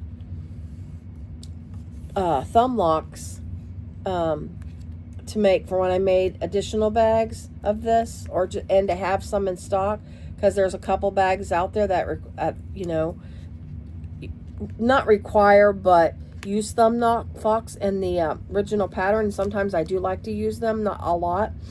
Anyway, so I went through my stash of thumb locks. I only had 2 colors of thumb locks. I had well, of the size that I needed. I had nickel and I had black. I had 2 of each. I didn't have any other color, so I was very limited to the color choice that I had, because black is too stark for this bag. I didn't think it would look right with this bag at all. So I chose nickel, of course. I'm trying to find where my stabilizer is and mark it. Okay. I got to remember which side my stabilizer is in, and I just did a little dot just to remind me what ends, because that's where my D-ring's going to go. So anyways, so I chose nickel to be my color of choice. So there's my thumb lock, a nickel. It's a good sized one. Now, again, I have another thumb lock. It's like a antique gold, but it is really small. There may or may not be a size in between this one and the little one. But I like this. I think this will still work well, even though this is a nice petite sized bag. Okay, so my pieces are ready. Again, you're just folding them to the center like that. That's going to be the side that's going to be exposed. This is the side that's going to be up against the bag. So you're not going to see these seams. And then she gives you measurements in the pattern where to make some marks. And where's my ruler? There it is. I'm going to get out my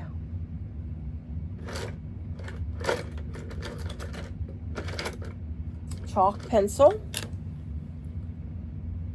Even though nobody's going to see the marks, I'm going to do, since these are going to be bigger stroke marks, actually these will be seen. I need to flip them right sides up, okay? So when you make any kind of marks on this for the placement, for your strap connectors, make sure you use something that's removable. Again, I'm just using a chalk pencil. This can just be wiped off very easily with just some water.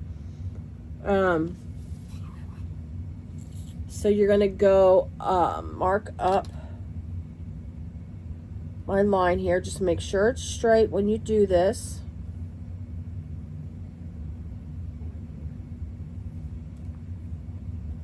Just doing a little, make sure, that's not very easy to see, but it'll be enough. I think it's easy enough to see. All right, so I am going to make it on both pieces, my markings. She has you make 2 marks. So I'm going to make my second mark.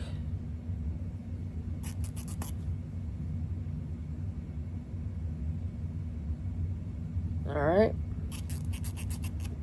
And then you're going to flip it to back. You're going to flip them wrong side up, and then you're going to add some double-sided tape to the back side where you've got the line. So remember, you've put your, you can barely see them, but you can see they've got little white lines here. Those are going to be on the right side, again, using removable pen. And then, but you're going to flip it now back to the wrong side, and you're going to add double-sided tape to below where you're going, where your mark is, where your bottommost mark is from the what do I want to say? From your bottom mark to where it's got the biggest spread before the X mark, if that makes sense. This is actually going to be the top of your strap connector. This is going to be your bottom of your strap connector. So at the bottom line, you're going to add double-sided tape on the back side up to that line. I really hope that made sense, and I'm sorry if I messed it up. You kind of want to go actually a little below the line. That way it's not interfering when you have to do the next few steps. So just kind of, and I'm using 1/4-inch tape to do this because I know this will not interfere in my my stitching when I attach it. So I'm just below. So there's my double-sided tape where it stops. And if you can just kind of watch it, see it's just below that line. And that's what you want to do. Okay. All right, that's large size. Okay, so then you're going to go ahead then, is you're going to grab your side panels. And that's the little funny shaped pieces here is your side panels. All right.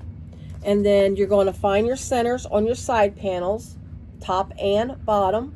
And the side panels, this is the top of your side panel. This is the bottom of your side panel. I know it's odd shape, but there is a reason for that. So I'm going to go ahead and mark my centers.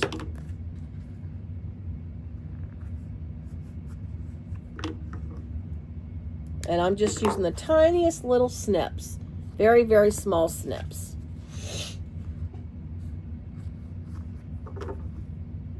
This vinyl feels so nice. It's got such a smooth feel to it. But then that's because it's called her Signature Smooth Collection. So I guess that makes sense, right? Okay. Now what you're going to do is take one of your panels, and then you're going to take your piece, wrong side, tape side down, and you're going to center it with your center it to your piece. So that's why you've got your center marks there, so you can center it from top to bottom. You're going to take your backing off your double-sided tape, and then you're going to line it up, making sure it's centered from the bottom, and then you're going to go all the way up. And what I'm going to do is I'm going to lay it down equal to straight to the top line, even though there's not double-sided tape, but that'll help me make sure it's taped straight. So I'm just going to kind of lay it down, make sure it's center to that, and then I'm going to press down. And then what you're going to do is you're going to sew a top stitch from the bottom. You're going to go up to the bottom line here, and then turn around, or I should say pivot, and then go back down. So you're stitching your strap down that way. Again, from the bottom here, going to go up, pivot on the line, go over, pivot again, and then go back down. You're going to do that to both pieces. So I'll go ahead. I'll start out slow in the video, but then what I will do is once I get a few stitches in, I will just speed up the video until I have both pieces completed. Let's show you again correctly. You are going to sew, let me make sure I got it all the piece on right. So pay close attention the way you have your piece on. And I think part of my problem is the fact that my piece is already rubbing off, and it's very, very light. It's very hard to see. Let me make sure that's the right line I found. Yes. Wow. How embarrassing. So there's my line there. So I have this on the correct way this time. So make sure you put your top part. This is the top piece. So make sure you put the top part, which is the side that has the 2 dashed lines on the end. This is the bottom of your strap. So just do again what I was just showing you. I'm gonna go ahead and sew it on. Sew this on, and then fix this piece off camera.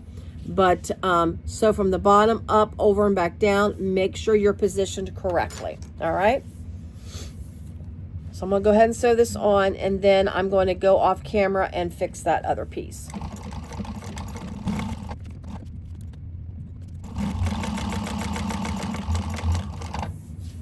Okay, I'm back. So I got the one side sewed on. I did that's the one I did after I realized I made a mistake on this one.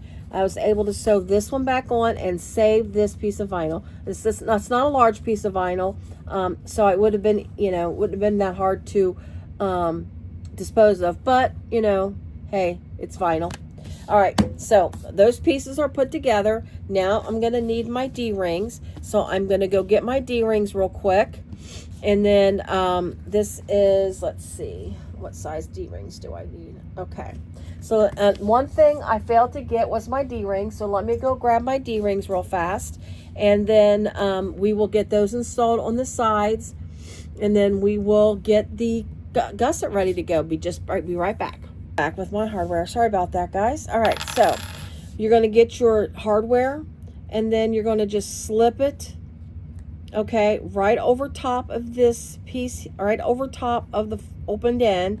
And then what you're going to do is I would just hold this down, just clip it to hold it down. And then where you've got that other mark at, you're just going to stitch right across. You're going to stitch, not right across, I'm sorry. You're going to stitch from up here, down, over, and back up again, okay? Again, you're going to take your D-ring, slip it right over that open edge, just slip it down, and then take your top of your piece. I would clip it down to hold it in place so it doesn't shift or move.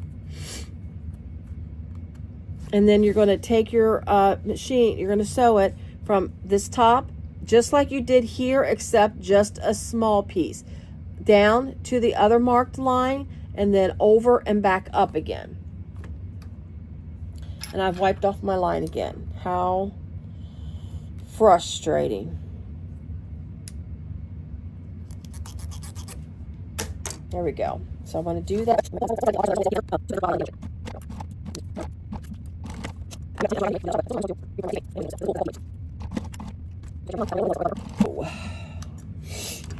All right. So here we go. There's my sides right there. I got my D-rings attached, and then there we go. Now, the next step is you're going to get, let me get my threads first. So that drives me crazy with all these straggly threads. All right. So the next step is you're going to get a piece of double-sided tape. I would use a 1/4 inch tape along the top edge of that flap that sticks up. Here, I'll show you. You're taping the top edge there with your double-sided tape. Going to do it to both pieces.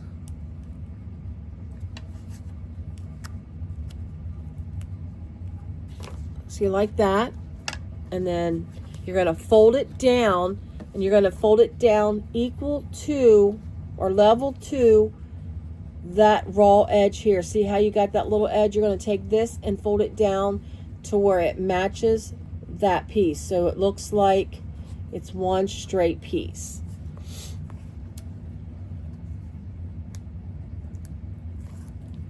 Now, if you're worried about that little extra where your thing is, where your strap end goes to, pulling it up, you can always put a clip there to hold that down, because it might pull up like that. I'm going to take the little roller and press it down a little bit to make sure it encourages it to stay. See, this is what you're going to look like on the front side once it's folded down. And this is what it looks like on the back side. Okay? Let me do that to the other side real quick. Or the other piece, I should say. Well, still the other side, but... Okay, again, we're just folding it down, making sure. I'm going to put a clip there to hold that still. So both of my pieces are set. All right. Now we're going to set these pieces aside. And we are going to pull out these nice, long, skinny gussets. Yes, these are gussets. Really interesting how this side comes together. And I can't wait to show it to you if you've not seen it yet. So, take both of your gusset pieces. And then what you're going to do is you're going to put double-sided tape just on one side of the long edge. Again, one side of the long edge on each piece. And I am going to use, now this is where it kind of gets tricky, because if you use a 1/4 inch tape, most likely, not most likely, probably, it's going to end up in your needle. So if you've got a really finicky machine, like my domestic, you will want to use 1/8 inch tape. I'm just giving, this is just, again, words that I, a warning, because I know how my domestic was. I would use 1/8 inch tape. However, this, like I said, this will go through the tape without a hesitation. It will not skip stitches on. I just have to make sure I keep an eye on the needle so the needle doesn't get the glue on it. That's the only thing I have to worry about. So I'm going to go ahead and use 1/4 inch tape for this side. So again, I'm just going to take it. I'm placing it end to end on the long edge of the gusset for each piece. And also to note, when I were talking about pieces and I mentioned interfacing on this, this is where the placement of the interfacing is key to this piece, because once you put your tape down, you're going to remove your backing to your double-sided tape, and then you're going to fold this over the interfacing. So you're just literally going to take it and completely fold it over the interfacing. The interfacing is going to be your guide and your fold versus a line or anything that you're going to typically draw. You're going to fold it completely over the interfacing.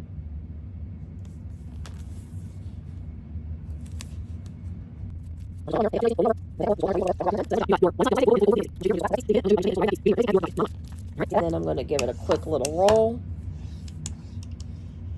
All right. Now this is where the fun begins. You're going to grab your sides back. Okay, we're still not to the big part of the bag. You're going to grab your sides, get one side. I'm going to put one piece of each side. I'm going to lay this one side of the gusset and one piece of the side. Okay, and then what you're going to do is you are going to place your gusset alongside this raw edge of this side. I keep saying side like 50,000 times. Lay it on there, lay it up against that, so where the raw edges meet, and then you're going to go and clip down that line. Let me get me some clips. Pardon the crash bang you're getting ready to hear.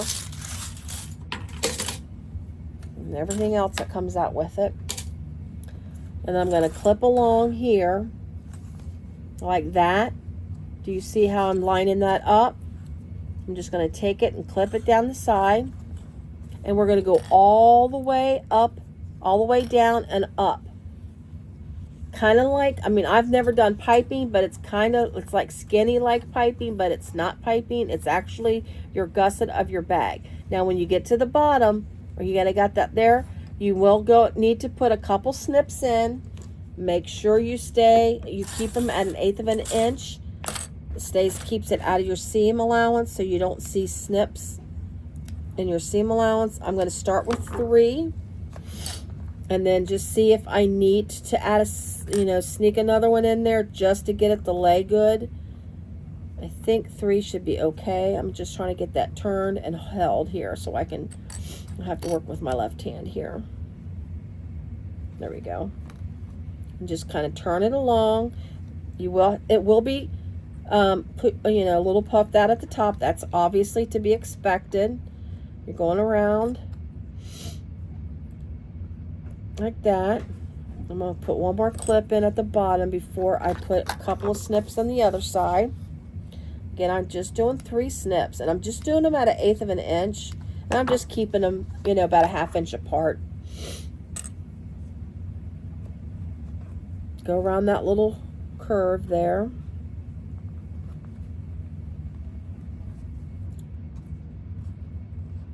There you go. And then just keep going.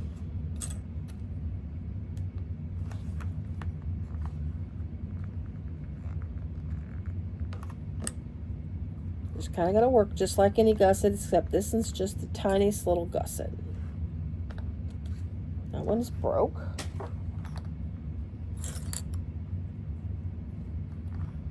And it should match up. Now mine matches up, so I know I did halfway decent getting it around it.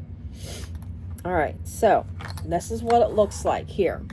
So I started at the top, went all the way around, just like I only had to put 3 snips in, a 1/2 inch apart. See how there's the snips right there, 1/8 of an inch snip, 1/2 inch apart just on those corners, and it laid very nicely. All right, then what you're going to do, she gives you a seam allowance to sew this on to the side piece. Okay, so go ahead, we're going to go ahead and I'm going to lower my stitch length back to my sewing length, and then we're going to stitch all the way around this side piece, adding this little bitty gusset on.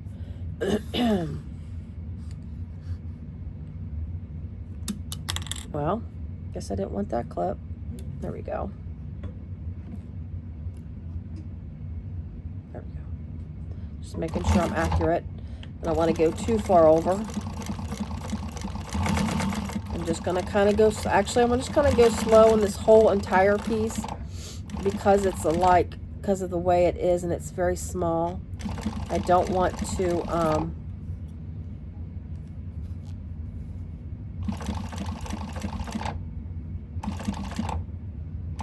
trying to be careful and staying within my seam allowance on this piece here.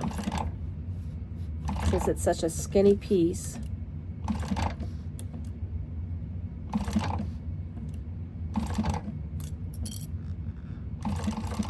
There we go.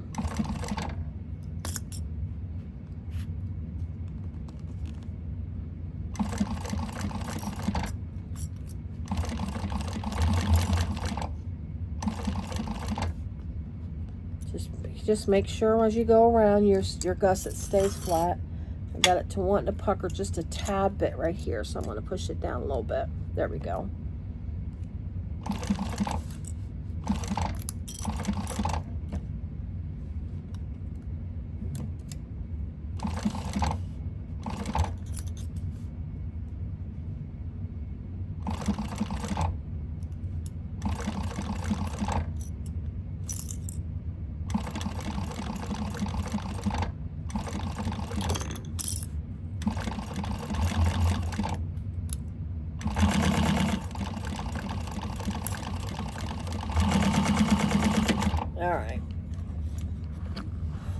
There's that.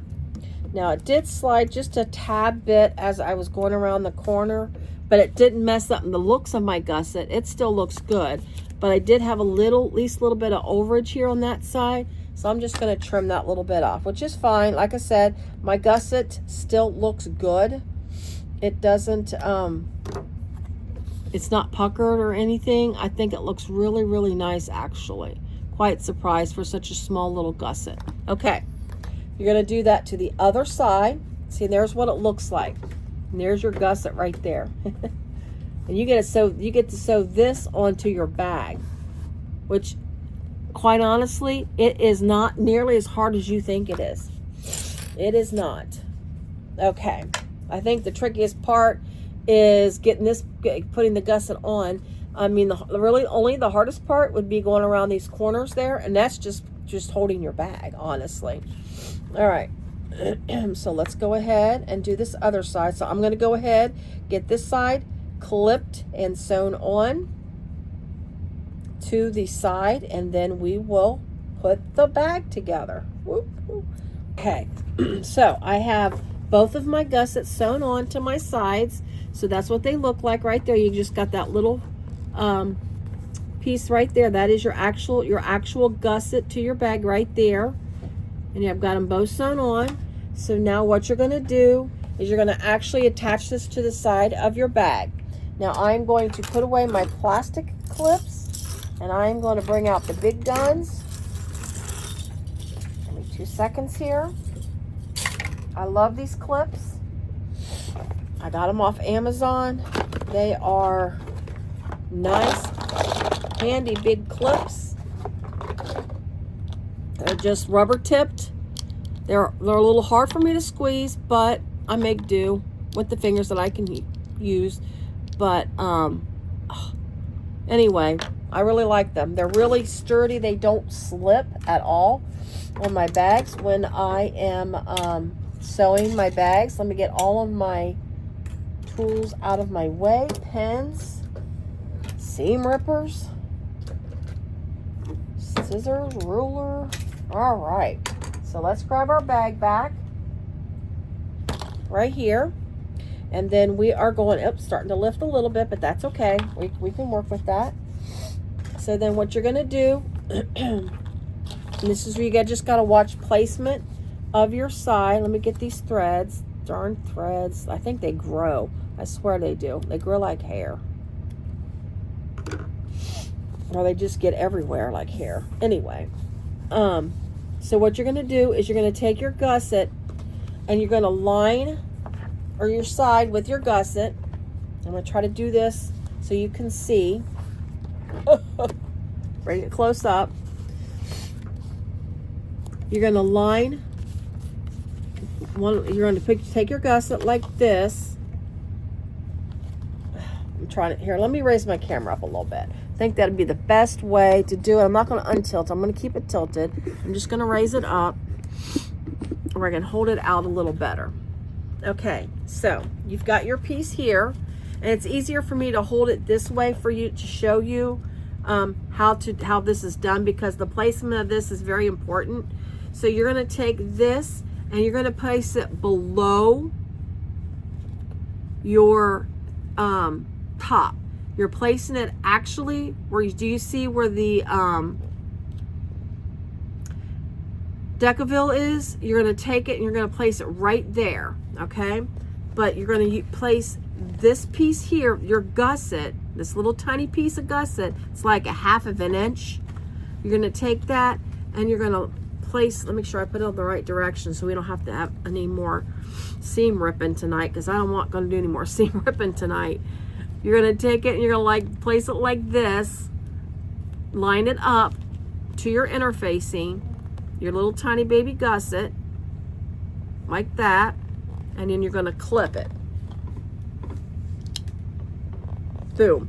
Making sure, and you're going to go around, but what you got to do is you're making sure that this lines up like that, that it lines up flush to that folded edge that you already have there. So you may want to put multiple clips in, or you might want to be clip happy, or however you call it, as you go down, to make sure that doesn't move. Now this vinyl is really good vinyl. It's a nice tacky vinyl. so it holds well until I can get a clip on it. So I'm going down, clipping, and then when I get to the curved edge, I'm going to bring my bag up, and I'm going to go up and around. And then when you get up back to the other side, I'm going to, actually what I'm going to do here, making sure that this doesn't flop in there. I'm making sure I'm just clipping the gusset. There we go. And then you're going to go ahead, give a few clips on one side, and then bring up to the other side, placing it the exact same place as the other side, just the gusset part just below, or not just below, I'm sorry, and level with your interfacing, like that. I'll show you here. I'll do it. Let me get a hold of it, and then I will show you what I'm just to clarify with you. I know I repeat myself on some things, but I feel sometimes it's always good just to say it an extra time. Like I always say, being repetitive always helps your memory. Well, I kind of believe that. So see how I've got my little gusset right there? It's level. You can see how it's level with my interfacing. Here, let's use my scissors as a pointer. See how it's level with my interfacing? And then your seam allowance is inside your bag, and there's just my gusset, and that you got to make sure, see, it's not quite level, but you want to just push it out and make sure it is, I shouldn't say level, flush with that folded edge. So I'm going to go ahead and clip here. I'm going to go down and put a few clips in to hold it in place like that. So I've got a few clips in on each side. Now I've got my bottom, my little curved bottom to do. I'm going to tuck this guy in here, make sure that seam allowance is tucked inside, and I'm just going to kind of first work it a little bit, making sure everything fits nicely. And then I'm just going to take it and I'm just kind of work it down a little bit. It should fit just perfectly. I'm going to clip here at the bottom first and then work my way out to the sides. Sometimes I find that easier to make things fit than trying to just crunch it all up together. Usually it works nicely. It's like when I'm doing a drop-in lining, I usually work at each of all four corners. I do the sides and then the centers to the front, and then I work in each little section, quadrant, I guess you could say. And I usually find that it works nicely and you don't get any puckers that way. That's Tony's tip of the day, which you probably already knew that. I'm just getting some clips in here.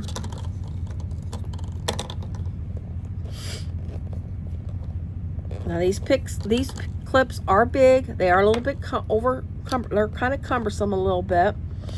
But again, I just like that they're sticky. Now they've got also what they call alligator clips out. Those are nice. You can get those from Jackson Lowe, I think. Jackson Lowe, I'm pretty sure. Siah does that, not advertises them, but talks about them on her site. So if you know Siah, follow her at all, you'll know what I'm talking about. Those, I've not used those, but I hear that those are very nice to use. So if they're not as big, but they're supposed to hold your bags nice as well. They're just not as big as these guys are. I just went ahead and got these off of Amazon when I was looking for something stronger. Since I already have these, I didn't want to purchase more. I mean, one can never have too many clips. That's why I buy plastic clips in bulk on Amazon. Joking, but I'm trying to see if I have enough. I mean, I got another box. Not gonna lie, I have a whole other box put aside, but I think I should be able to clip both of these together at one time. I should say not together, but clip them all at one time, and get it clipped real fast.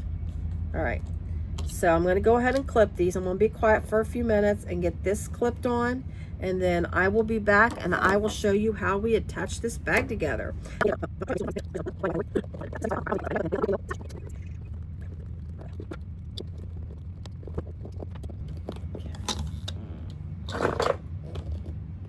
All right, so we are back. I am all clipped up. See there, there's the side there, how it's all clipped up.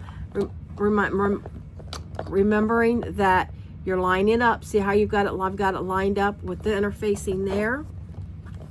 Lined up with the interfacing there like that. You want to keep that because this is going to get folded over that edge. And remember how the side gusset, it was finished, we folded over, but then the little two side guys were unfinished edges, how the little sides here were unfinished here.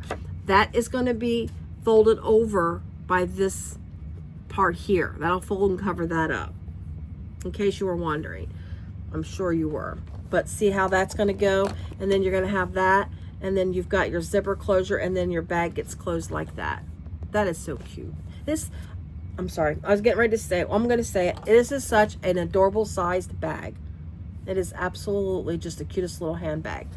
Okay, so what you're going to do now is you're going to sew this gusset onto the main bag, and she gives you a seam allowance. Now, it is a very narrow seam allowance, so don't be afraid to sew this on. I can't give the measurement. I can just tell you it's very narrow. So, I mean, you might be able to guess because this is a very small, little tiny baby gusset. So your seam allowance is going to be small, but it'll be nice. It still very well holds the bag. My, the regular size one, it's very nice and it fits very well. So I'm going to go ahead then and sew this on at that seam allowance, and I'm just going to start here at one side and roll it up. Now, I can tell you on my domestic, due to I call it the nose. I don't know what the technical term for this part of the machine is. I call it the nose. My domestic has a long nose. I don't know that I would be able to do this easily on the domestic. Now this would have been able to push in a little bit, then I probably could work it around. It would struggle because of the nose. So be careful when you sew this. If you sew it on a domestic and you have a longer nose, you may just have to work with it. But again, it is a narrow seam allowance, so you're not like you're going way into it. But there is a bag that I had made a while back that wasn't made this way. It was made differently. And I struggled with getting it to stay lined up with that because of that long nose of my domestic. It was before I bought this, machine. All right, so we're going to go ahead and give it a start. And then work with it. You just got to I mean, quite honestly, you got to just take it slow. Just like we always say, take it slow. I'm going to move this down a smidgen. So when I start this, it's still holding in place. I'm just going to move my piece out of the way here. And this top part's going to be covered up, so I am going to back stitch here at the top because it will be covered up when it gets folded in with the seam here. All right, let me just make sure I get the right seam allowance here. Okay. Here we go.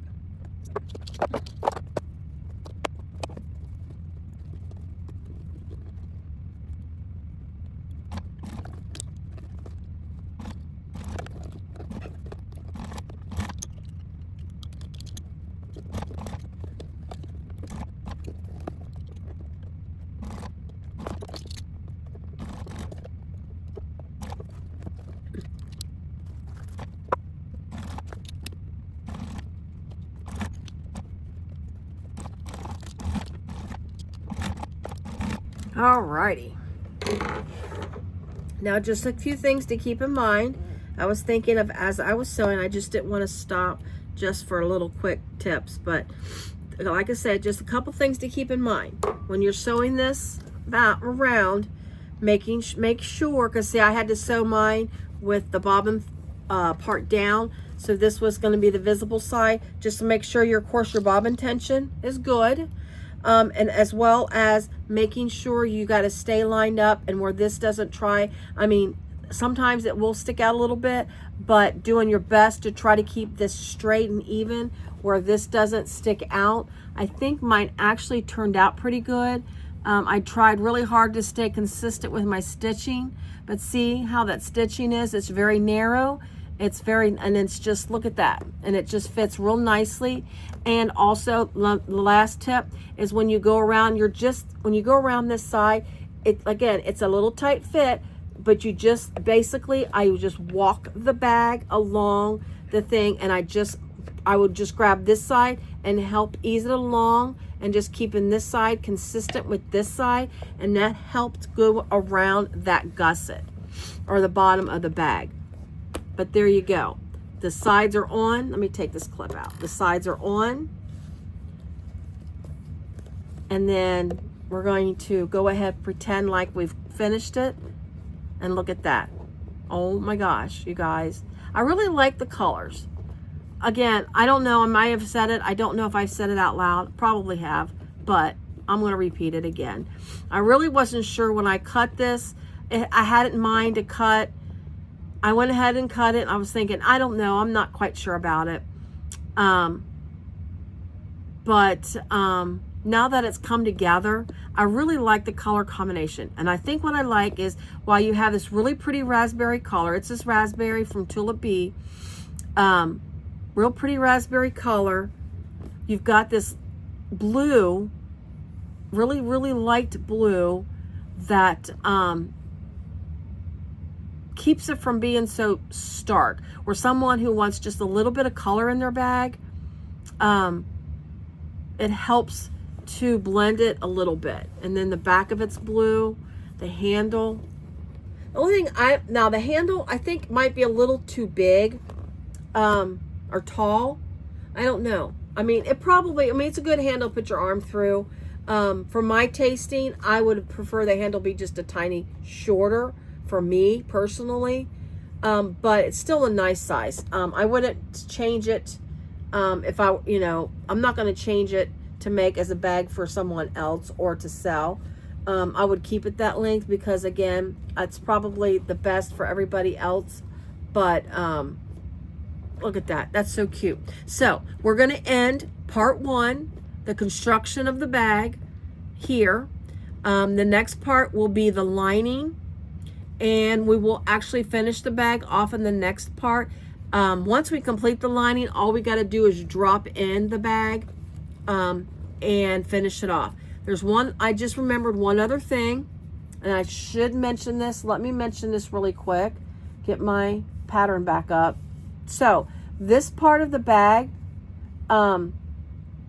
once you get all of this put together, then what you're going to do is, I don't want to end it there. I'm sorry. I lied to you, and I apologize. Don't get excited that I thought it was over with. That you thought it was over with. But anyways, what you're going to do is, once you get the sides on, go ahead and peel back your tape and fold over your top edges here. Now, I do want to make sure you pay close attention, and this is very important because I didn't realize it when I made my big bag, and then I realized it as I was stitching the lining into the bag. When I did the lining in the bag, I realized what I should have done, and I did it wrong. When you fold this over, make sure you're folding it over that seam allowance, because what this does is that covers that raw edge of that seam allowance like that. Let me get it folded in there, and I'll show you what I'm talking about. So make sure it's in there. Fold it down like that.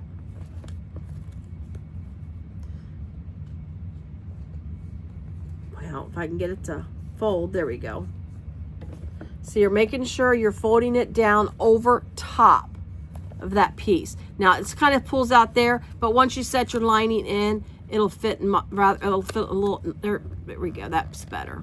So it fits really nicely, and it covers that up like that. And then I would go ahead and clip it. I'm going to use these big ones because these are handy. And fold that over and clip that like that.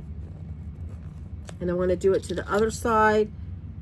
And then I'm going to fold down the center of the bag like that. I got some small clips. And then you're going to clip that. So there's your front of your bag. See how it's nice and finished, so it's ready for your drop-in lining. So you do want to get these folded in first, and you're only folding the front and the back because the sides are already folded down. Again, I'm going to take this like that, and see how that's like that. I'm going to fold it over like this, making sure it catches that. That kind of sticks out just a tad bit. So I'm going to encourage that to go inside so it covers it nicely like that. And then I'm going to clip it to hold it down. And then I'm going to do the other side as well.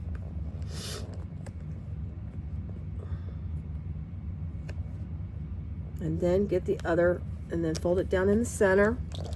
Get a clip to hold that side down. You can see how that covers. Well, I kind of covered it up, didn't I? But it covers up that raw edge from that side, and then you got that nice tight fit there. And then that is your finishing up of your ready for your drop-in lining for here. Now there's one other thing that you need to do from once you get to this point, and it will bring you back to the flap, that part of the bag. Okay, so when you get to the bottom of page 20, it will refer you, you will need to go back to your, there we go. I'm trying to get my, can only pull up one thing at a time on from my OneDrive, and I apologize, I have to bring it back. There we go. So once you get to that part, you'll want to go back to page 10 of your flap option instructions. So pages 17 through 20 is what we just did when we did the folding in the edges and then the whole gusset part. Go back to page 10 of your flap option bag, and it will tell you how to install your thumb lock, or yeah, just your thumb lock. I'm looking, yeah, this will tell you exactly how to do your thumb lock. Now I'm going to take these pieces off here, so I'm going to go ahead and just do a quick review of how to do the thumb lock. Let me clip these side pieces down with smaller clips. I was just using those big clips just to show real quick, but I do want to hold these corners down with these clips so they don't unfold. I'll clip it better once we're done here. So on your thumb lock, you have it. Obviously it's in two pieces, so you've got your part that pushes down here, okay, is separate, and then this is the part that it's going to click into. This is going to go up against the body of your bag, this part here. If you're doing a thumb lock, it goes against this part of the bag. This is the part that goes on the actual flap. So what you basically want to do is make sure you make sure the center of your the bag should be the tip, but you still want to make sure, especially if you're when you go around the edge, you're not exactly perfect on the edge of your bag. So just go ahead and make sure you find the center. I'm just using this silver pen that doesn't work half the time, but I'm just going to make a mark, because you're not going to see it anyways, because my thumb lock's going to go over that. So you're going to just kind of find your center to make sure you do have your center. And then there's the thumb lock is held on by 2 screws. What you're going to do is you want to find your position of your thumb lock first. So there's my center right there. I did some very tiny little marks. And then I'm just going to push this on, making sure it's centered the best I can.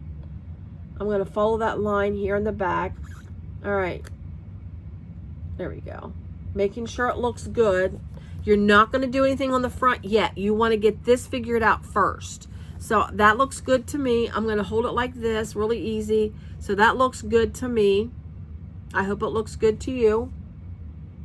And then what I'm going to do is I'm going to make little marks. I'm going to get a more prominent pen here. I'm going to use a ballpoint, and I'm going to just put some little dots through the whole screw holes on the back of my thumb lock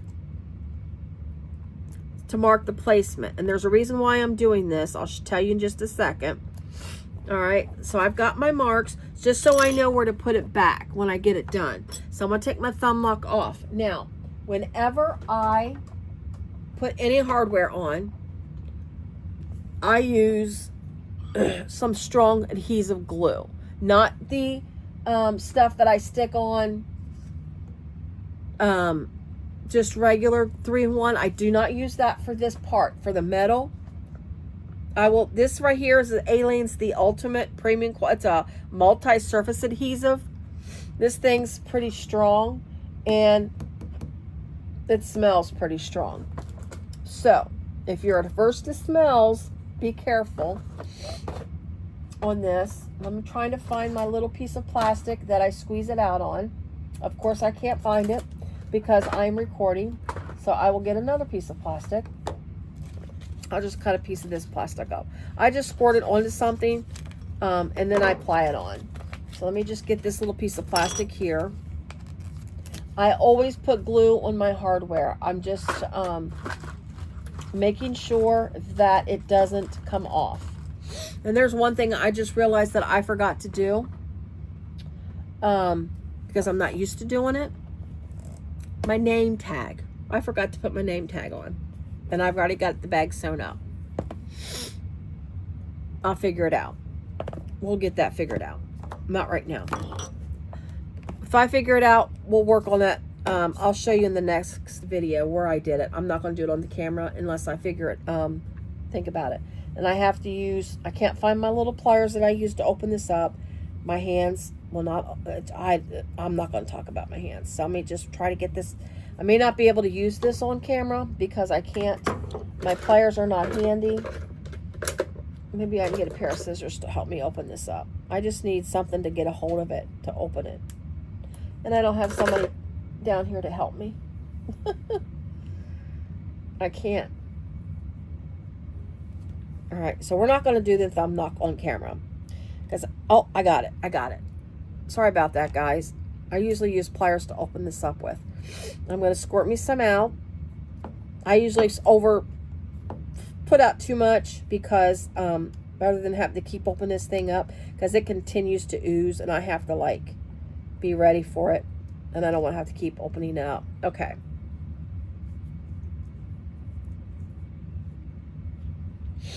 All right.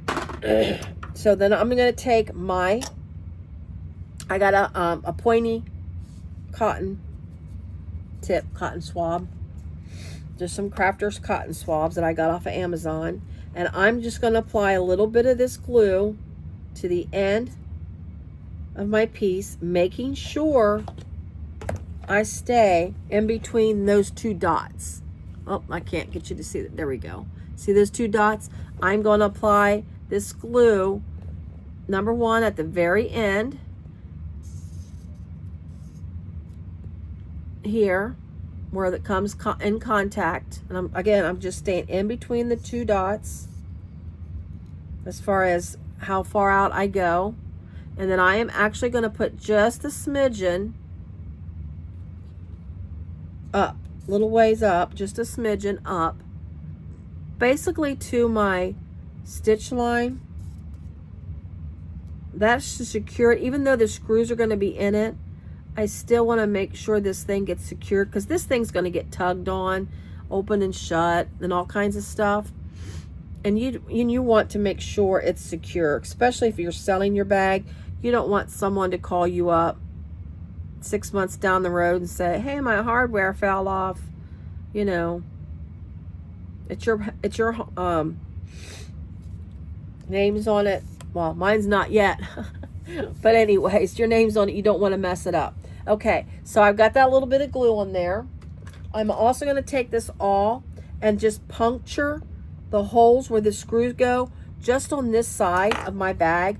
I'm basically I'm just puncturing that. That just helps the screws to go in the vinyl. I'm not going to go all the way through. I'm just going to go through one layer of my vinyl. Just enough so when the screws start hitting the vinyl, it doesn't have any resistance. This will help the screws go through the vinyl. Just making sure I'm not going through the other side. And now you won't see it, but I don't want it to go through the other side. There we go. Like pilot holes, or when you drill a hole before you put a screw in the wall. But anyway, all right, so we're gonna go ahead. I'm gonna slip this on. It should be nice and tight. Making sure when you do that, that your glue, if you have any glue that smears, make sure you wipe it off right away. Making sure I line it up to where those holes are. I'm looking for the holes, there we go. And then just pushing it snug up against the tip. I'm just gonna hold it for a minute.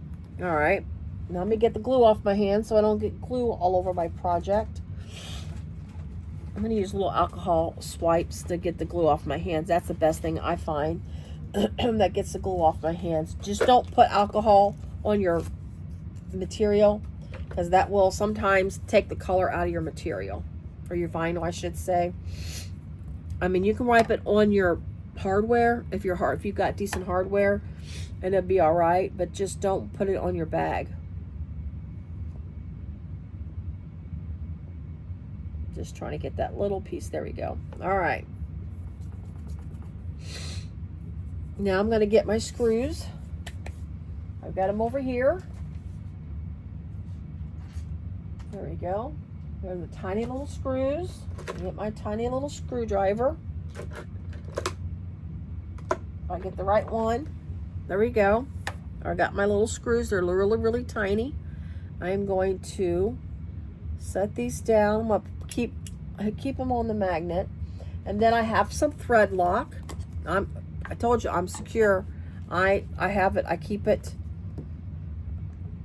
I make sure I just keep it. So I'm going to squirt the thread lock down on my little piece of vinyl here. Get this closed up. This stuff goes everywhere too. All right, there we go. And then I'm going to get one of my screws. Put the tiniest little bit of thread lock on it. I mean, just the tiniest little bit, because as it screws in just on the tip, like that, and then as it screws in, it'll work up its way around the threads. And this is medium strength. So eventually, I mean, it's like removable. It's a medium strength. It's kind of what they use on the cars versus permanent. But anyways, so I'm just going to go and put the screws in and tighten it down. With that bit of glue and then the thread lock on these, that should secure your thumb lock on there. I would hope. I think I get all of this from my dad. My dad, well, my husband too, for that matter, is were those people, when they made projects, they made sure things were done. Now my husband, he's crazy.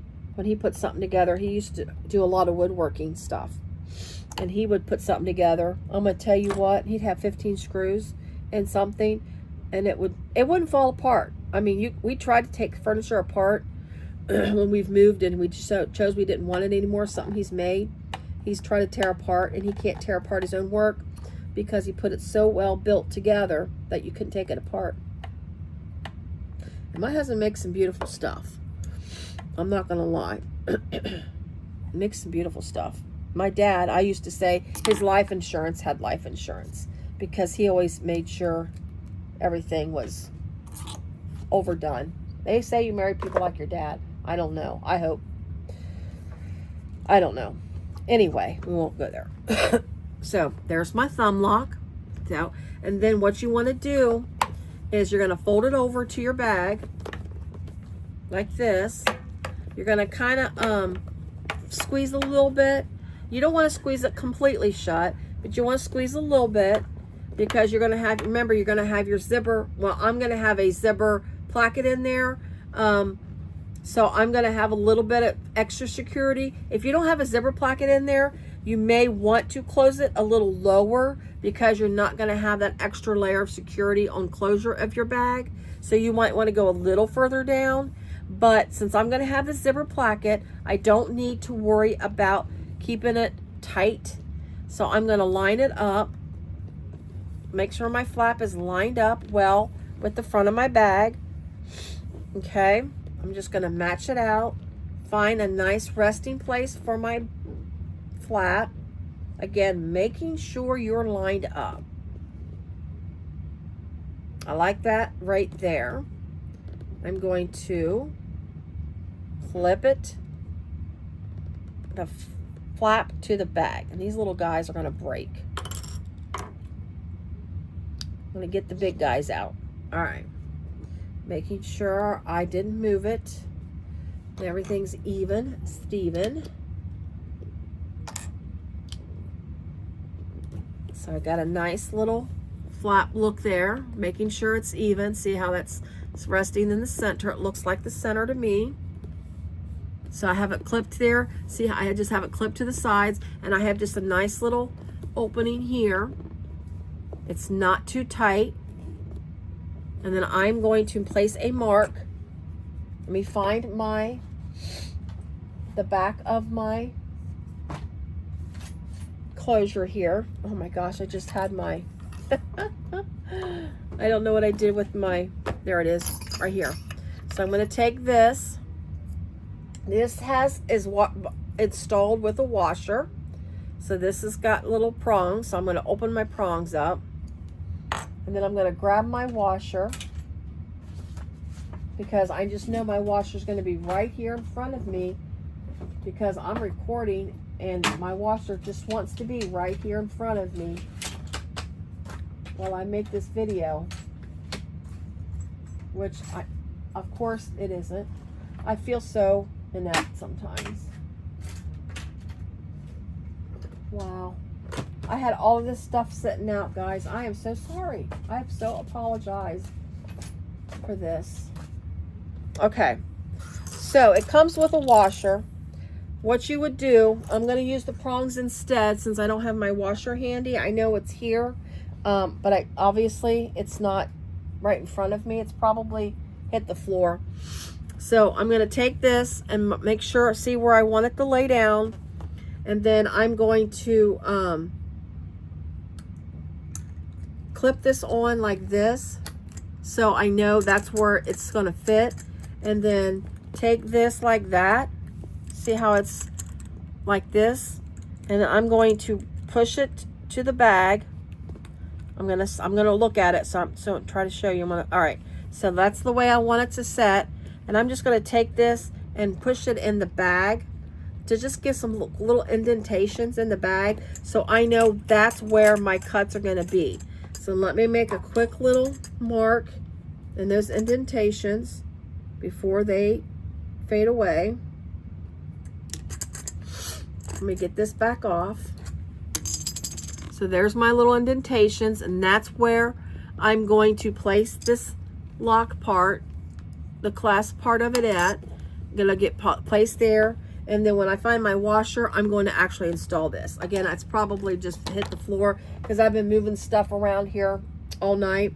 But I just used this Fiskars X-Acto knife, and I am just going to cut the tiny little slits. Don't go very large. You can use your washer to guide you on how far apart, but you really don't need it to go that far. I would what's that word? Err on the side of caution is what I'm thinking. Just go small. If you need to go bigger, you can go bigger. But don't go too far. I wouldn't even go to the full width of your washer. I'm just going to size it and make sure that's good. just good enough for it to get it start to poke through. And then typically these edges will finish the hole for you. That way it goes around it. Once you push the hardware through, now there is a layer of Decaville light behind your vinyl. Typically it's fine. I usually stick another layer of Decaville behind that because it's going to be tugged on. So it just helps support it a little bit more, and it's not going to cause any extra bulk to interfere with the clasp. So there we go. And then I'm just going to trim this around these where I just made. So I just got a little piece of Decaville. I'm just trimming around it so it's just a little more closer to the shape. Throw this guy in here. When I find my washer, I'll finish this off, but I'm just going to show you this, and then I'm just going to install my washer later. So like I say, the holes are just a tad small, but once you get going, you can just push them on. That secures it. And make sure it's not too, just push it tight and get it on there. Now you can also, I want to pull this out just a quick second. You can also throw a tad bit of glue on the back of this. Now, if you do that, be very careful putting glue on this piece. If you're going to put glue on this piece to adhere it to your bag, because this is the front of your bag, you want to make sure you don't like put a bunch on there and it ooze out on the sides. Like when you put this little guy on here, you wanted to be careful to make sure. That's why I had you just said just to do it right up to that line, because when you put it on, you put too much on, it will it'll ooze out and then you'll never get it off. Because this kind of, like I say, this glue. So I'm just basically going to put it right on the very center, right where my, I'll show you here in 2 seconds. I'm putting it just on the very center. See right there? That's the only place I'm putting it on. And I'm going to make sure you put this the right side up. The bar is at the top of this clasp closure. I'm going to go ahead and put this back on. Push it in. Tight. Just push it real tight up against your bag. And then I'm going to put my piece of Decaville. This is to hide the bag. Putting my little piece of Decaville behind the prongs. I'll show you here in 2 seconds. When I get it on, I'll show you what I did.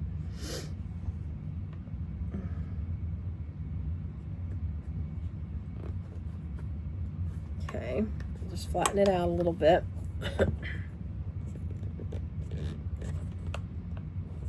All right, so that's pushed on there like that.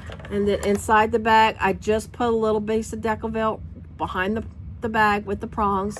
And then when I get my washer, I'll put my washer on, close the clasp, and then throw a piece of double-sided tape to cover that, or duct tape. Probably go a little bit of duct tape because that's a little bigger, and cover that up so the prongs don't rub against my lining. So with that being said, I'm going to go ahead and close it. Now, we are finished for the night on part 1. Isn't that adorable? I love it. I mean, that is a cute little bag. So guys, thank you so much for tolerating me. Thank you so much for sticking with me if you've made it this far. I know I kept saying this was it, but I wanted to make sure I got this completely done before we move on to the lining. So join me for part 2 to do the lining. It is not your typical slip and zip pockets, so I hope you join me for that, and then we will finish the bag in the next video. Guys, thank you so much for watching. I greatly appreciate your time, and if you're not a subscriber and you found me by searching this bag, please become a subscriber. I would greatly appreciate it. And if you like my video, like my tutorial, please give me a like. That will help the channel out a great deal. And don't forget to turn your notification bells for when I post the lining. I'm going to try to post it the very next day. It depends on how quickly I can get my video edited. Thank you so much, and everybody have a great day. Bye.